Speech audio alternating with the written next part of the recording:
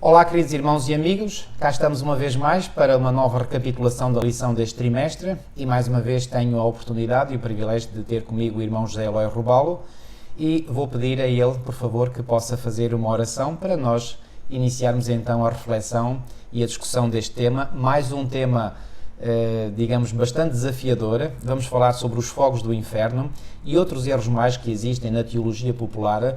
Pois bem, necessitamos mesmo que o Espírito Santo nos assista. Irmão, por favor, pode dirigir-nos em oração. Obrigado. Desejamos muito compreender a Tua Palavra, querido Pai, e te suplicamos que o Teu Espírito esteja comigo e com o pastor Paulo Cordeiro, e que o Teu Espírito possa estar com todos aqueles que irão ouvir, Senhor, esta exposição desta lição.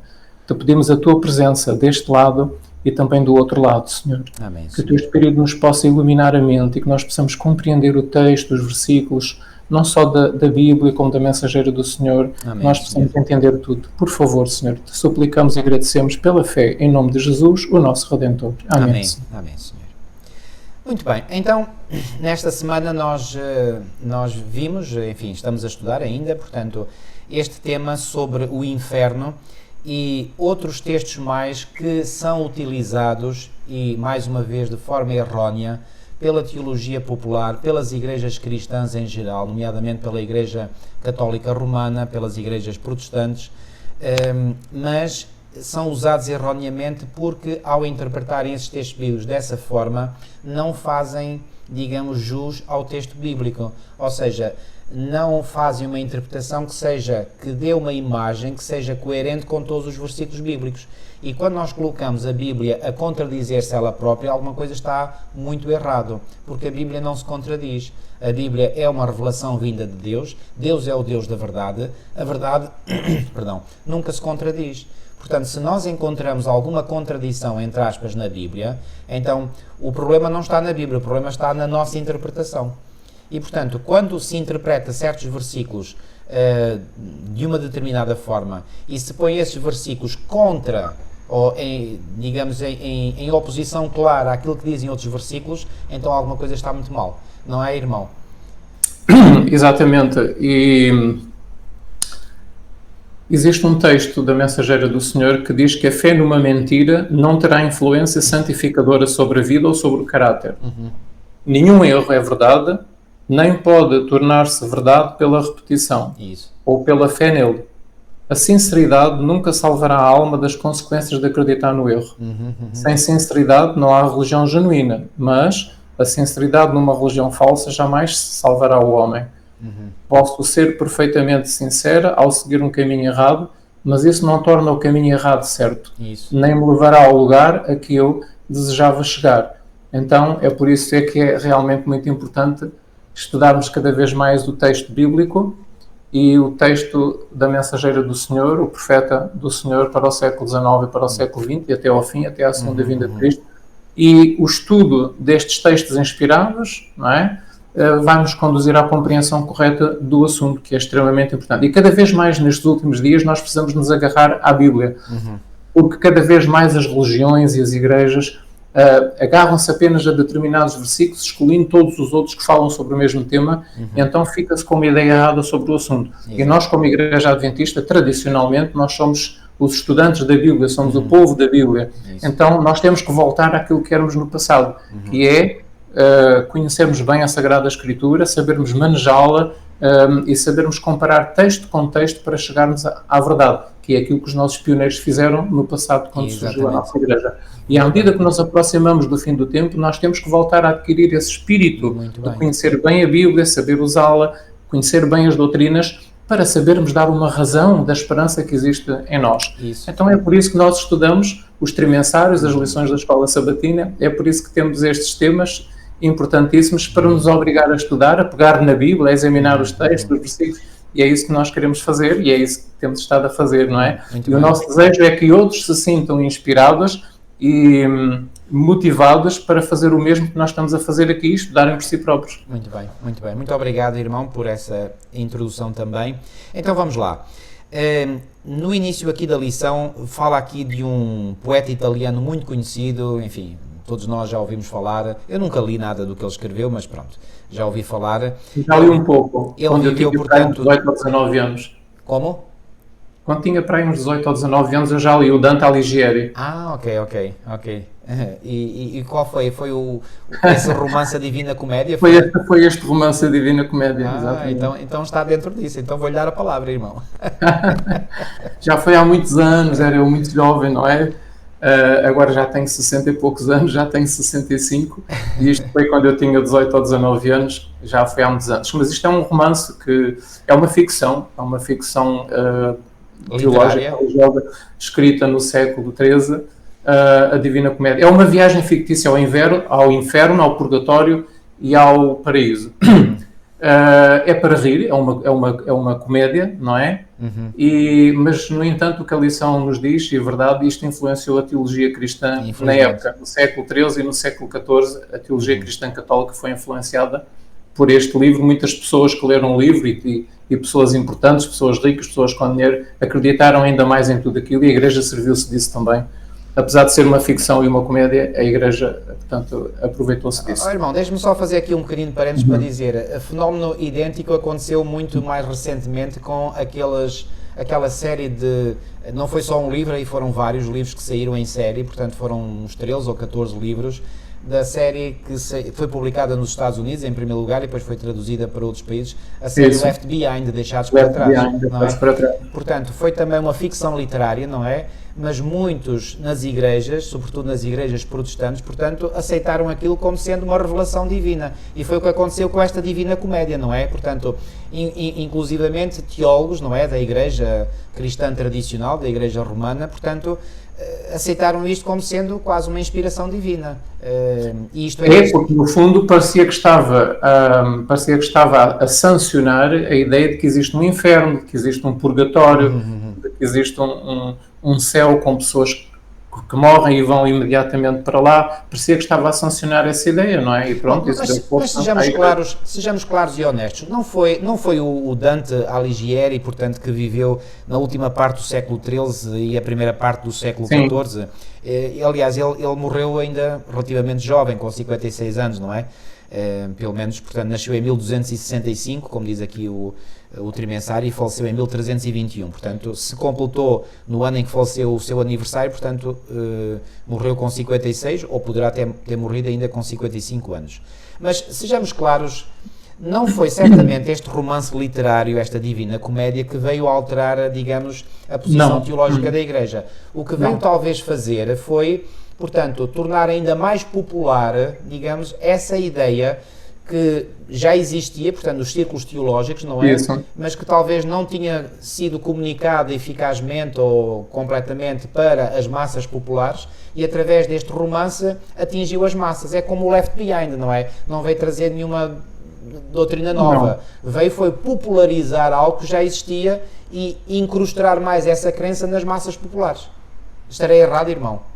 Exatamente, é isso. Essa crença já existia, vem desde os primeiros séculos da era cristã após a morte dos apóstolos. A corrupção da doutrina começou-se a infiltrar dentro da Igreja, já mesmo no século II e no século III e IV, ainda antes mesmo de a Igreja de Roma estar firmemente estabelecida. Exatamente. No século VI, já no século II, em meados do século II, e depois no século III, as coisas começaram a piorar muito em questão da doutrina. Sim. E nós sabemos pela história que a filosofia pagã entrou dentro da Igreja cristã. Exatamente. E os teólogos cristãos da Igreja cristã, após a morte dos apóstolos, começaram a aceitar essas ideias pagãs. Isso. Purgatório, inferno, e os mortos, quando morrem, vão logo para o paraíso ou para um desses três sítios, não é? Então isso corrompeu muito a Igreja cristã após a morte dos apóstolos. Agora, esta ideia não está correta de acordo com o ensino da Bíblia. Porquê? É isso que nós vamos ver.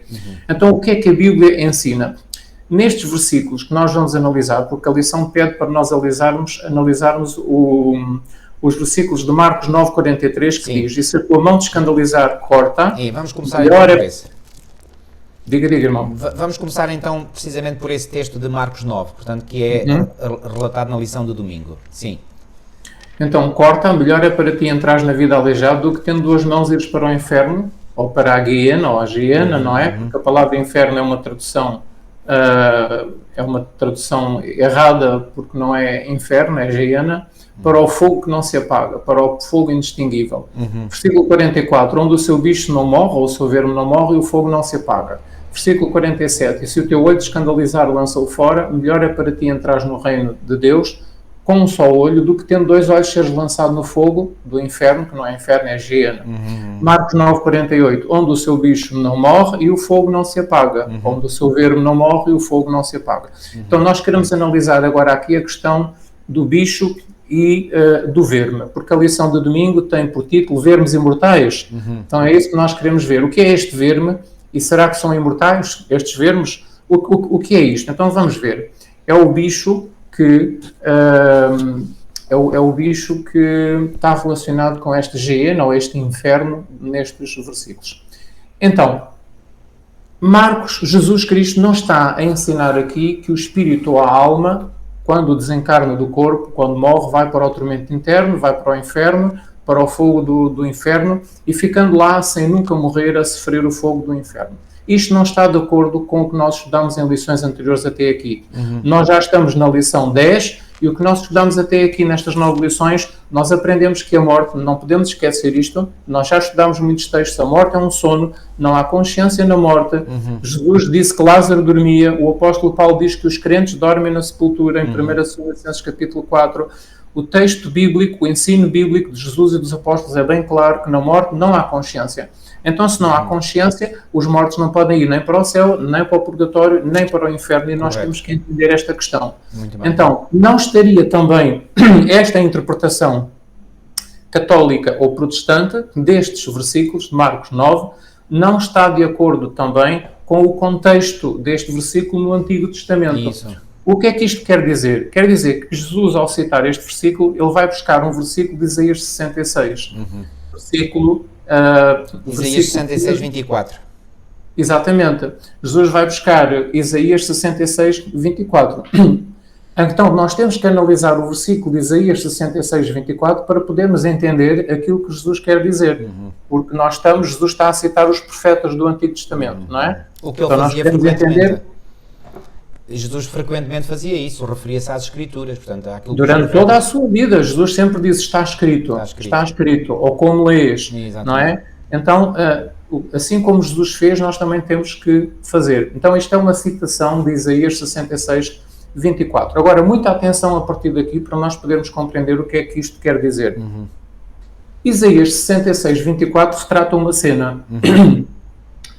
E esta cena, mas já agora deixa-me ler o versículo 24 de Isaías 66, que é o versículo que Jesus está a citar. Diz que, e sairão e verão os corpos mortos, ou os cadáveres dos homens que prevaricaram contra mim, porque o seu bicho, ou o seu verme, não morrerá, nem o seu fogo se apagará, e será um horror para toda a carne. Este é o texto que Jesus está a citar. Fala num verme ou num bicho que não morre, e fala num fogo que não se apaga. Ora, lido superficialmente, poderíamos chegar à conclusão podíamos chegar a este ensino errado que existe no cristianismo que nos rodeia e que é um cristianismo corrompido depois da morte dos apóstolos, que eles aceitaram estas filosofias pagãs. Nunca esqueçam isto. Estas filosofias pagãs, estas crenças pagãs entraram dentro da igreja cristã a partir do 2º, 3º, 4º e 5º século. E por isso nós as temos hoje. Nunca esqueçam isto. Isto é histórico, é história. Claro. Qualquer enciclopédia ensina isto. Então nós temos que conhecer um pouco de história e não apenas da Bíblia. Antes disso, os apóstolos, os discípulos nunca ensinaram estas coisas, não acreditavam nisto. Então, é uma cena, esta cena de Isaías 66 retrata o quê? Uma batalha. E se nós abrirmos a Bíblia em Isaías no capítulo 66 e no versículo 15, Isaías 66, versículo 15, nós vamos encontrar, deixem-me só pôr aqui também a Bíblia dentro de mim, se nós começarmos a examinar, e abram as vossas Bíblias, e depois podem examinar com mais calma depois do estudo feito. No versículo 15 diz, porque eis que o Senhor virá em fogo. Okay? Temos aqui a palavra fogo. Os seus carros como um turvelinho para tornar a sua ira em furor. Então temos aqui duas palavras-chave no versículo 15. Ira e furor. E a sua repreensão em chamas de fogo. Temos aqui novamente a palavra fogo e a palavra chamas. E não se esqueçam, nós estamos a examinar o contexto de um versículo. E o contexto do versículo 24 é todo o capítulo 66. Certo. Não é? Então, por isso estamos a examinar o versículo 15, que pertence ao 24. Então, temos aqui um fogo. Este fogo é derivado, diz o início do versículo 15, eis que o Senhor virá em fogo. Então, refere aqui uma vinda do Senhor, uma manifestação do Senhor, de Deus, uma manifestação da sua presença em fogo. E depois temos mencionado a sua ira, ao seu furor, as chamas e chamas de fogo. O versículo 16 diz, porque com fogo e com a sua espada entrará o Senhor em juízo com toda a carne, e os mortos do Senhor serão multiplicados. Então, temos aqui novamente a palavra fogo no verso 16, temos novamente a espada, a palavra juízo, a palavra mortos, e que diz que os mortos serão multiplicados. E temos agora, novamente, temos aqui mencionado ainda no versículo 16, os inimigos do Senhor. Então, no versículo 16 não menciona a palavra inimigos, mas isto é um campo de batalha em que Deus batalha contra os seus inimigos. E diz que os inimigos de Deus, segundo o versículo 16, serão mortos, porque o versículo diz que os mortos do Senhor serão multiplicados. Correto. Então haverá cadáveres, haverá mortos, e haverá fogo, haverá chama e haverá uma batalha. E no versículo 24 diz então, menciona, se nós lermos com atenção o verso 24, que é o verso que Jesus está a citar em Marcos 9, diz que verão o quê? Os cadáveres. Verão os cadáveres ou os corpos mortos, como dizem outras traduções. Certo. Então haverá cadáveres e haverá corpos mortos. Daqueles que prevaricaram contra o Senhor, daqueles que não fazem a vontade de Deus, daqueles que lutam contra Deus. E depois é-nos dito que esses corpos estão caídos por terra, estão a ser destruídos, e diz-nos também o verso 24 que estes corpos foram consumidos pelo fogo, não é? Foram consumidos pelo fogo. É a parte em que diz, nem o seu fogo se apaga. Portanto, há um fogo que provoca estes cadáveres. E este fogo, como nós já vimos no verso 15 e no verso 26, porque eis que o Senhor virá em fogo, diz o início do verso 15. E no início do versículo 16 diz também que com fogo e com espada entrará o Senhor em juízo com toda a carne, com todos os habitantes da terra. Exatamente. Muito bem, então temos aqui uma cena de batalha, Deus contra os seus inimigos, e Deus vence os seus inimigos, há cortes, há cadáveres e há um fogo em ação. Em contraste com isto, também neste mesmo capítulo, nós verificamos que Deus vai ter um destino diferente para aqueles que lhe são fiéis e obedientes. E toda esta cena que nós estamos a ver aqui em Isaías 66 vai ocorrer na mesma ocasião, e que é muito importante agora compreendermos este ponto.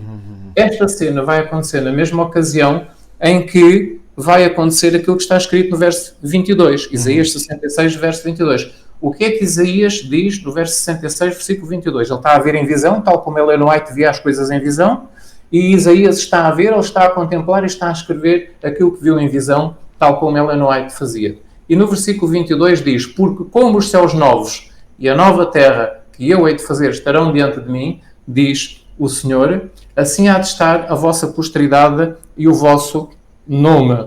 Não é? Portanto, isto diz o verso 22. Então, reparem, no 22 fala em novos céus e a nova terra, e agora no 24 nós presenciamos esta destruição. Exatamente. Que termina com cadáveres e que fala em fogo e fala em verme, que não morre, e em fogo que não se apaga, mas é interessante, o fogo não se apaga, mas a Bíblia diz que há cadáveres. O versículo 24 diz que há cadáveres. Ou seja, só pela análise do versículo 24 nós verificamos que as pessoas não permanecem eternamente vivas a arder. Estão a compreender? Já aqui o 24 diz que há cadáveres, não é? E o fogo produz esses cadáveres. E há uma coisa relacionada com o verme que nós vamos agora examinar. Agora, vejam que o contexto é realmente da ocasião. Isto vai acontecer na ocasião em que Deus fará novos céus e nova terra. Temos alguma confirmação disto aqui no próprio livro de Isaías? Sim, um capítulo mais atrás, porque isto está tudo seguido, não é? Não esqueçam que a divisão em capítulos foi feita pelos tradutores. A divisão em capítulos não existe nos manuscritos originais em hebraico e em grego. E se os irmãos prestarem atenção no capítulo 65, no versículo 17, reparem, o Senhor diz a Isaías, porque eis que eu crio novos céus e nova terra e não haverá lembrança das coisas passadas, jamais haverá memória delas. Então vejam que o 65 e o 66 falam duas vezes em quê? Nos novos céus e na nova terra. Então, de algum modo, o verso 24 do capítulo 66 tem que estar ligado com a ocasião em que Deus fará novos céus e nova terra. Ora bem, nem mais. Muito bem? Portanto, este é um pensamento muito importante sem dúvida, neste raciocínio, para nós entendermos isto tudo. E depois é interessante, no versículo 17 diz que criou os novos céus e nova terra, e no versículo 21 diz, edificarão casas, plantarão vinhas, não haverá velho que não cumpra os seus dias, no verso 20, certo. O jovem viverá de 100 anos, esta linguagem metafórica para mostrar que realmente a vida será diferente.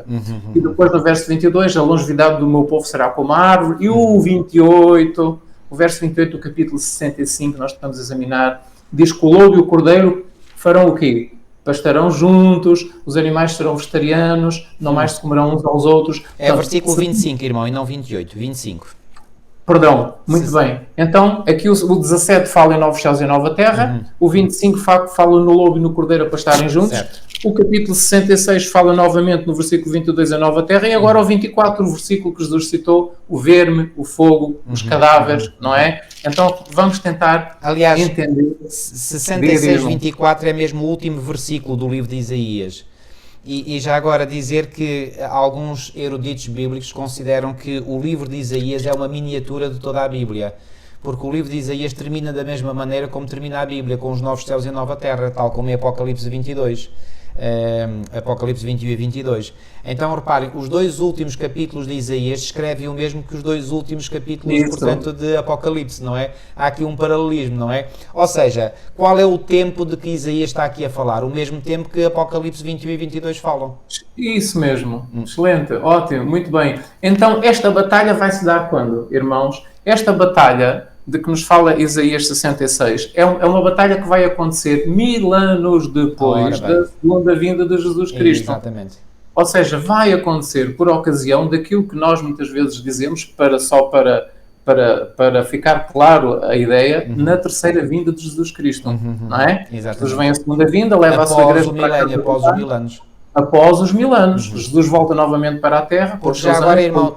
Exatamente, deixe-me dizer, os 1000 anos são apresentados em Apocalipse 20, portanto os acontecimentos que vêm relatados em Apocalipse 21 e 22 é após o milénio. E como esses acontecimentos de Apocalipse 21 e 22 são os mesmos escritos aqui em Isaías 65 e 66, então podemos concluir que estes acontecimentos aqui retratados são os mesmos de Apocalipse 21 e 22, logo os acontecimentos após o milénio.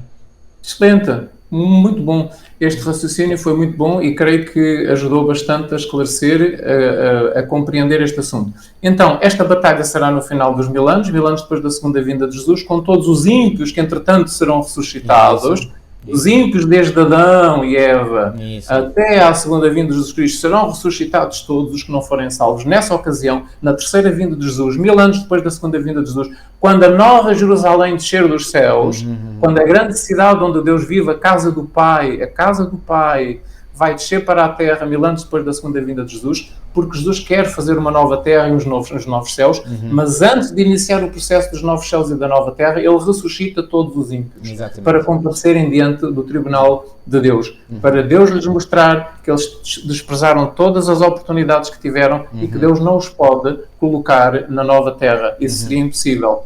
E eles reconhecem realmente a justiça de Deus. Mas vamos seguir. Satanás e os seus anjos também estarão ali, no meio dessa multidão de milhões e milhões de pessoas de todas as épocas desde Adão e Eva, estarão todos ali à volta da cidade onde Deus vive, da Nova Jerusalém, que entretanto desce do céu, conforme o Apocalipse diz, não é? Então estarão todos ali, os grandes homens, os grandes generais de todas as épocas, o Hitler vai estar ali, o Napoleão vai estar ali, o Nero vai estar ali, aqueles grandes homens do passado, grandes de maldade, não é? Fizeram as grandes guerras, estarão todos ali, os grandes generais, todos ali, todos juntos, e Satanás ali no meio deles. Então, nós sabemos que em Apocalipse, capítulo 20, versículo 7, diz que acabando-se os 1000 anos, Satanás será solto da sua prisão, ele sairá enganar as nações, versículo 8, Apocalipse 28. E essas nações são chamadas Gog e Magog. Então, diz o verso 8, que Satanás vai conseguir ajuntar as nações para quê? Uma batalha. Isso. O versículo 8 diz que Satanás ajuntará todas as nações de ressuscitados desde Adão e Eva, milhões de pessoas, para uma batalha, para tomarem de assalto a Nova Jerusalém que está diante deles. E o versículo 9 diz, e subiram, Satanás, liderando esse grande exército de milhões de pessoas, subiram sobre a largura da terra e cercaram o arraial dos santos e a cidade amada. Mas, diz o versículo 9 do Apocalipse 20, desceu fogo do céu e os devorou. Exatamente. Então, nós vamos aqui encontrar novamente esta grande batalha e vamos encontrar novamente a palavra fogo e vamos encontrar novamente a menção de que o fogo devorou. E em Isaías 66, 24 diz que ele viu em visão o quê? Os corpos mortos, ele viu em visão os cadáveres, não é? E fala no fogo. Então aqui já estamos a começar a entender um pouco esta questão, este versículo que Jesus falou em Marcos capítulo 9. Então desceu fogo do céu e os devorou. Mas este fogo que desceu do céu e os devorou, como é que é? Devora as pessoas e consome-as num segundo, num minuto, numa hora, num dia, semanas, meses? Que tipo de fogo é este? Que tipo de trabalho é que este fogo que desce do céu vai fazer? Uma coisa é certa, há cadáveres, e Jesus diz, aqui em Apocalipse 29, que o fogo do céu devorou esta multidão de milhões de pessoas que vão cercar a Nova Jerusalém para a tomarem de assalto. Então o que é este verme? Afinal, o verme não morre, diz Jesus, e Isaías 66 diz que há um verme que não morre. Que verme é este? Nós temos um privilégio muito, muito grande de termos os escritos de Ellen White, porque tal como Deus inspirou o profeta Isaías, Deus inspirou Ellen White também, e tal como deu visões a Isaías, deu também visões a Ellen White. Então somos um povo privilegiado, somos uma geração privilegiada em termos dos escritos desta serva do Senhor, porque é um profeta extra-bíblico não canónico, que podemos juntar aos profetas bíblicos canónicos. E juntando os escritos de Ellen White com os profetas bíblicos e canónicos, nós temos um quadro muito mais completo, muito mais profundo para compreendermos estes acontecimentos, tudo, aliás, aquilo que está escrito na Bíblia. Então, o que é que Ellen White diz acerca disto? Há muitos anos atrás, tinha eu para aí uns 22 anos, talvez menos até, eu encontrei este texto e nunca mais esqueci, e agora é a oportunidade de eu o trazer aqui. E também é interessante que os nossos líderes que fizeram os comentários de Ellen White para este trimestre, eles colocaram esse texto aqui. Então eu vou-vos ler o texto que está aqui nos comentários de Ellen White à lição da Escola Sabatina, e eles fizeram muito bem colocar este texto aqui, está na lição de domingo, e diz assim: com Satanás à sua frente, a multidão põe-se em movimento, reis e guerreiros seguem Satanás de perto, e as multidões vêm a seguir em grupos, cada grupo tem o seu dirigente. E é observada a ordem, enquanto sobre a superfície partida da terra marcham em direção à santa cidade, que entretanto desceu dos céus. Não se esqueçam, milagres depois da segunda vinda de Jesus. Correto. Jesus fecha as portas da cidade e este vasto exército, é uma batalha, não se esqueçam, cerca a cidade e dispõe-se para a batalha, esperando um conflito tremendo. Satanás precipita-se para o meio dos seus seguidores, procura instigar a multidão à ação. Precipita-se para o meio dos seus seguidores e procura instigar a multidão à ação. Mas fogo de Deus, cá está, total fogo, mas fogo de Deus, que nós lemos em Apocalipse capítulo 20, procedente do céu, é derramado sobre eles e os grandes homens, e os homens poderosos, os nobres, os pobres, os miseráveis, todos são juntamente consumidos. Agora, aqui vem a explicação. Agora, muita atenção, porque aqui vem a explicação do verme e do fogo. Então o texto diz assim, porque ela está a ver em visão, Ellen White, não é? E ela própria diz no seu texto, é no livro Primeiros Escritos, página 293 e página 294. Ela diz assim: eu vi em visão, que Deus me está a dar a visão, eu vi em visão que alguns foram destruídos rapidamente, enquanto outros sofreram mais tempo.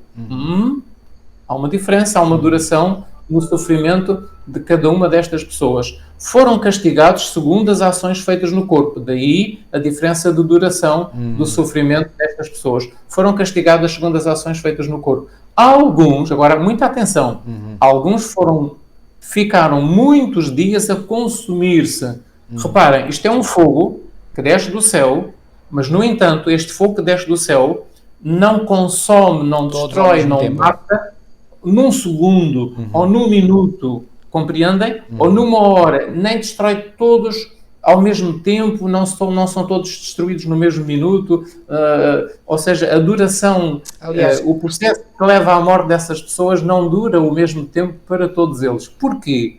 Diga, irmão. Alguns contestam essa afirmação de Ellen White, dizendo que ela não tem base bíblica, mas enganam-se, porque tem mesmo. Quando Jesus, por exemplo, falou portanto, do juízo que cairia, não é, sobre os impenitentes, ele disse que uns serão castigados com poucos açoites e outros com muitos açoites. E isso tem base bíblica. O que é que isso quer dizer? Portanto, a pena que os ímpios sofrem não é igual para todos. Portanto, a pena é proporcional, digamos, aos crimes que eles cometeram. Portanto, por isso é que há poucos açoites para uns e muitos açoites para outros. Ou seja, a pena não será, não é igual para todos. Portanto, a pena é proporcional. Portanto, e repare, eu tenho esta imagem na mente. Quando nós fazemos uma fogueira, o que é que demora mais tempo a arder? São os troncos grandes ou os troncos pequeninos? É evidente que aqueles que são pequeninos, os tranquinhos pequeninos, ardem num instante, não é? Agora, aqueles troncos grossos, não é? Demoram muito tempo a arder. Pois bem, aqueles que tiveram mais maldade neles, esses têm mais matéria, entre aspas, para arder. E, portanto, ficarão a arder mais tempo. Exatamente, e agarram-se mais à vida, não querem morrer, agarram-se mais à vida. E qual é o último que vai apagar nesse fogo? Eu acredito que é Lúcifer, portanto será o último. Exatamente, será o último a ser consumido. Porque esse é o tronco dos troncos, digamos, esse é o tronco principal, não é? É isso, irmão. Os seus anjos ficarão depois dos humanos, não é? Se terem sido consumidos, ficarão os seus anjos, que depois ainda demorarão mais tempo a consumir, e depois também Satanás, que será o último a aparecer, a deixar de existir. Aliás, há um texto, deixe-me só dizer mais isto, irmão, há um texto em Mateus, no capítulo 25, que é um dos textos que nós também vimos nesta lição, onde Jesus diz que o inferno foi preparado para o diabo e os seus anjos. Quer dizer que esse inferno onde os ímpios, portanto, estou a ler em Mateus 25, 41, portanto, então dirá também aos que estiverem à sua esquerda: apartai-vos de mim, malditos, para o fogo eterno, preparado para o diabo e os seus anjos. O que é que estas palavras de Jesus denotam? Que este fogo foi preparado inicialmente apenas para Satanás e os seus anjos, depois da sua rebelião no céu. Não era da vontade de Deus que algum ser humano alguma vez fosse destruído neste fogo. Mas porquê que vai haver seres humanos e muitos que vão ser destruídos neste fogo juntamente com o diabo e os seus anjos? Pela simples razão de que se identificaram totalmente ao caráter de Satanás e dos seus anjos. Pronto, essa é a razão. Mas o fogo original foi para o diabo e os seus anjos. Este fogo eterno, este fogo eterno. Como ele arrastou outros, esses outros também vão. Está preparado para ele, mas todos aqueles que se juntaram a ele acabaram por ir lá parar também. Exatamente. Então, o texto diz assim, e é um texto muito misterioso, digamos, é um dos textos mais misteriosos que nós temos dos escritos de Ellen White, mas é um texto que realmente muito esclarecedor sobre aquilo que vai acontecer. Então eu vou continuar a ler o texto que diz assim: eu vi que alguns foram destruídos rapidamente, enquanto outros sofreram mais tempo. Foram castigados segundo as ações feitas no corpo. Segundo as ações feitas no corpo. Alguns ficaram muitos dias a consumir-se. E precisamente, agora aqui é que é, e precisamente enquanto houvesse uma parte deles a ser consumida, permaneceu toda a sensação de sofrimento. Disse o anjo, agora aqui é que é a frase do anjo, a Ellen White em visão reveladora de tudo: o verme da vida não morrerá. São as palavras do anjo. E aqui são as mesmas palavras que Cristo utilizou e são as mesmas palavras que Isaías utilizou para descrever a sua visão no capítulo 66. Então o anjo disse o anjo, Ellen White, em visão, disse para ela: o verme da vida não morrerá, o seu fogo não se apagará, enquanto houver a mínima partícula para ele devorar. Exatamente. Então, queridos irmãos, alguns ficaram muitos dias a consumir-se, e enquanto houvesse uma partícula, uma parte deles a ser consumida, permaneceu toda a sensação de sofrimento. Isto é algo que eu não consigo entender. Talvez na Nova Terra Deus me venha a explicar, mas é um texto um pouco misterioso que nós não... Há muita coisa que Jesus gostaria de ter explicado aos discípulos e que nunca explicou. Tenho muitas coisas que vos dizer, mas vocês não estão preparados para aprender nem para saber. Então ficou reservado para uma ocasião futura. Algumas coisas têm-nos vindo ao longo do tempo, através dos escritos de Ellen White. Esta é talvez uma delas, mas o que é importante agora aqui ver é: alguns levaram muitos dias a consumir-se, enquanto houvesse uma parte deles a ser consumida, permaneceu toda a sensação de sofrimento. O verme da vida não morre, o seu fogo não se apagará, enquanto houver a mínima partícula para ele devorar, para o fogo devorar. Então o que é o verme, afinal? Segundo as palavras do anjo, a Ellen White em visão, o verme é o verme da vida. E o verme da vida não morre, não desaparece, enquanto há a mínima partícula para ele existir. Quando o corpo estiver completamente consumido, o verme da vida morre, a vida deixa de existir, a vida desaparece. A vida mantém-se, a vida irá manter-se nas células, no corpo das pessoas, nesta ocasião da geena, no final dos 1000 anos, que é o fogo do inferno, o verdadeiro fogo do inferno. Este é que é o verdadeiro fogo do inferno, exatamente. Este é que é o verdadeiro fogo do inferno, é a geena, portanto, eu digo das duas maneiras, porque há pessoas que estão habituadas a pronunciar de uma maneira ou de outra. Mas este é que é o fogo da geena, o fogo do inferno de que Cristo falou algumas vezes nos Evangelhos. Ou seja, nós podemos então afirmar de que há um inferno, há um fogo que consome está no futuro, não é? Está no futuro, exatamente, portanto só após o milénio, mas não durará eternamente. Não durará eternamente, é eterno nas suas consequências, mas não na sua duração. Isso! Eterno nas suas consequências, mas não da sua duração, porque o verme da vida morrerá e o seu fogo vai se apagar quando já não houver a mínima partícula para o fogo devorar, porque enquanto houver uma parte deles a ser consumida, permanece toda a sensação de sofrimento. E aqui eu quero-vos chamar a vossa atenção para o texto de Mateus, capítulo 10, versículo 28. Lembram-se, nós estudámos numa lição anterior? Este texto é muito importante, irmãos, porque o texto de Mateus 10, 28, Jesus diz-nos aqui que e não temais os que matam o corpo e não podem matar a alma, temei antes aquele que pode fazer perecer no inferno, na geena. A palavra que está lá nos manuscritos é geena, e traduzido como inferno, é a geena do futuro, no final dos 1000 anos. Deus vai fazer perecer finalmente aqui na geena, no inferno dos últimos dias, 1000 anos depois da segunda vida. Não apenas o corpo, não apenas o corpo, mas a alma. Mas a alma também. A alma. Ou seja, estas duas coisas vão ser consumidas e vão desaparecer no fogo da geena nos 1000 anos depois da segunda vinda de Cristo. E por isso é que alguns vão demorar muitos dias e outros sofrem mais tempo e outros menos tempo. Porque alguns deles apegam-se de tal modo à vida e não querem que eles resistem a serem consumidos por este fogo. E além disso, eles são punidos segundo as suas ações praticadas no corpo enquanto estiveram vivendo esta vida. Agora eu quero partilhar convosco ações essas das quais não se arrependeram e não receberam o perdão dos pecados. Não. Porque se tivessem recebido o perdão dos pecados, estavam purificados delas.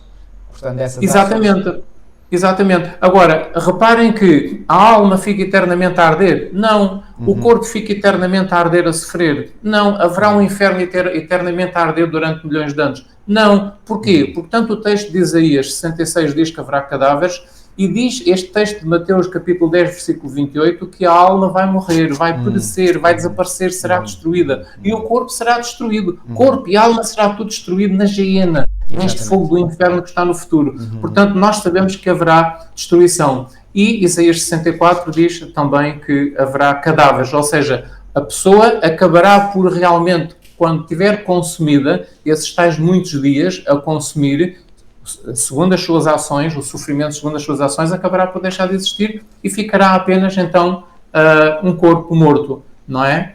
E nós temos até um texto muito interessante, diz Ezequiel, capítulo 28, versículo 18, em que a Bíblia fala-nos do destino final de Lúcifer, de Satanás, do diabo.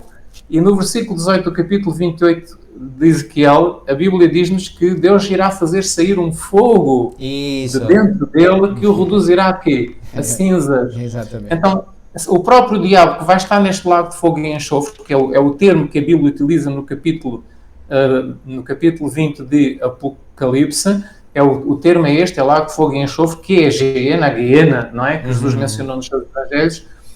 O próprio Lúcifer, vemos aqui, que está destinado a ficar reduzido aqui, a cinzas. Exatamente. A cinzas. E diz que é um fogo que o irá consumir. E ele próprio não ficará na geena, não ficará neste inferno de fogo, eternamente a arder. A Bíblia diz-nos que ele vai perecer. E o versículo 16 também, do mesmo capítulo de Ezequiel, diz que eu te farei perecer entre pedras de fogo. Exatamente. Então, o próprio verso 16 diz que ele vai perecer, vai morrer entre pedras de fogo. E depois o versículo 19 diz: todos os que te conhecem entre os povos estão espantados de ti, em grande espanto te tornaste, e nunca mais serás para sempre. nunca mais serás. Exatamente. Ou seja, ele não fica lá no inferno a arder eternamente. Nunca mais serás para sempre, quer dizer, a existência dele vai terminar para sempre. Exatamente. Agora, para os irmãos compreenderem que tipo de fogo é este, que vai fazer com que alguns durem muito tempo e outros menos tempo, uns morrem rapidamente e outros duram mais tempo, mas sofrem, há um sofrimento. Há um texto de Ellen White, também muito interessante, do livro Aos Pés de Cristo, na página 17, no versículo 2. Eu estou a perder um pouco mais tempo nisto, porque eu sei que isto é um assunto que precisa ser esclarecido e resolvido na mente. Então, eu estou a tomar um pouco mais de tempo neste assunto, porque é extremamente, é mesmo fundamental nós falarmos disto. Então, há um texto de Ellen White, no livro Aos Pés de Cristo, na página 17, que diz que o céu seria um lugar de suplício para aqueles que não são salvos. Exatamente. E eles procurariam ocultar-se daquele que ali é luz e centro de todas as alegrias. Ora bem. E agora, muita atenção a esta frase. Não é um decreto arbitrário da parte de Deus que veda o céu aos ímpios, aos que exclui os ímpios do céu. Não é um decreto arbitrário de Deus que exclui os ímpios do céu. Estes são excluídos pela sua própria inaptidão para dele participar. Exatamente. E agora a frase vem aqui, esta frase. A glória de Deus ser-lhes-ia um fogo consumidor se eles entrassem no céu. Os ímpios, os que não estão preparados para habitar a nova terra, os que não estão preparados para a transladação quando Jesus vier pela segunda vez. Então, se eles fossem levados para o céu, a glória de Deus seria para eles um fogo consumidor se lá fossem colocados. Exatamente. E o céu ser-lhes um lugar de suplício, desejado de todas as nações. Página 65. Diz assim: para o nosso Deus, para o pecado, onde quer que se encontre, o nosso Deus é um fogo consumidor. É um fogo consumidor para quê? Para o pecado. O Espírito de Deus consome o pecado em todos quantos se submeterem ao seu poder. Mas se os homens se apegarem ao pecado, ficarão tão identificados com o pecado que, isto diz o Desejado de Todas as Nações, página 65. Então, a glória, se os homens, porém, se apegarem ao pecado, ficarão com ele identificados. Então, a glória de Deus que destrói o pecado tem que os destruir. Exatamente. Ou seja, a glória de Deus consome o pecado, é um fogo consumidor. E se os homens se apegam ao pecado, então no final, quando a presença de Deus se manifestar nesta nova Jerusalém que descerá dos céus, e Deus aparece diante de todos, a multidão de milhões e de milhões de pessoas que não forem salvos, este fogo que desce do céu, que fogo é este, irmãos? Deus permite que a sua própria glória, Deus permite que o brilho, a luz da sua própria glória inunde toda a terra. Eles querem tomar a Nova Jerusalém, querem fazer o assalto à Nova Jerusalém, não é? Querem matar tudo o que lá está dentro para ficarem lá. Então Deus apresenta-se diante daqueles milhões todos de pessoas e diz: aqui estou eu, querem-me a mim. E a luz da glória de Deus de tal modo irá consumir aquelas pessoas, aqueles ímpios, que eles irão ser destruídos, corpo e alma. A alma, então, aí morrerá eternamente, perecerá. Não haverá hipótese de ressurreição, as memórias da pessoa, o seu caráter, as suas emoções, os seus gostos, as suas tendências, nada daquilo que compõe a vida íntima da pessoa, dos seus pensamentos, nada disso ficará preservado. Desaparece por completo. Corpo e alma. E outro texto de Ellen White, Já das Nações, página 421, diz assim: no grande dia final, quando o juízo cair sobre os que rejeitam a graça divina, a glória do seu rosto, que para os justos é vida, será para os ímpios um fogo consumidor. Interessante esta frase, irmãos. A glória de Deus, que para os justos será vida, aqueles que estarão, entretanto, dentro da Nova Jerusalém, na casa do Pai, nessa ocasião, será para os ímpios que estão do lado de fora, o quê? Um fogo consumidor. Exatamente. A glória de Deus é um fogo que irá consumir os ímpios que estão do lado de fora da cidade. Por causa do amor rejeitado, da graça desprezada, será destruído o pecador. Outro texto, este então muito interessante, na página 542, no capítulo 79 de Desejado de Todas as Nações. Ela repete novamente: não é um ato de poder arbitrário da parte de Deus. E aqui está o segredo, irmãos, nesta frase que eu vou agora ler. Deus dá-lhes existência por algum tempo. Ou seja, durante o tempo de vida, os ímpios, daqueles que não são salvos, durante o tempo de vida nesta terra, Deus vai dando existência a essas pessoas. Mas depois haverá o tempo em que Deus já não lhes dará a existência. Ou seja, a existência que nós estamos a viver é um milagre. Mas haverá uma altura em que Deus deixará de dar essa existência. Eu vou agora ler a sequência a partir desta frase. Deus dá-lhes existência por algum tempo, mas um bocadinho antes. Os que lhe rejeitaram a misericórdia ceifarão aquilo que semearam. Desligando-se da vida, estão separados da vida de Deus. Todos que me aborrecem amam a morte. Deus lhes dá a existência por algum tempo, a fim de poderem desenvolver o seu caráter e revelar os seus princípios. Feito isto, receberão os resultados da sua própria escolha. Exatamente. Ou seja, Deus não permite que os ímpios, Satanás e os seus anjos colham os resultados da sua própria escolha. Dá-lhes vida, faz o milagre de lhes dar a vida. E não permite que eles escolham para já os resultados da sua própria escolha. Porquê? Então o texto continua assim. Por uma vida de rebelião, Satanás e todos quantos a ele se unem, os humanos, colocam-se em tanta desarmonia com Deus,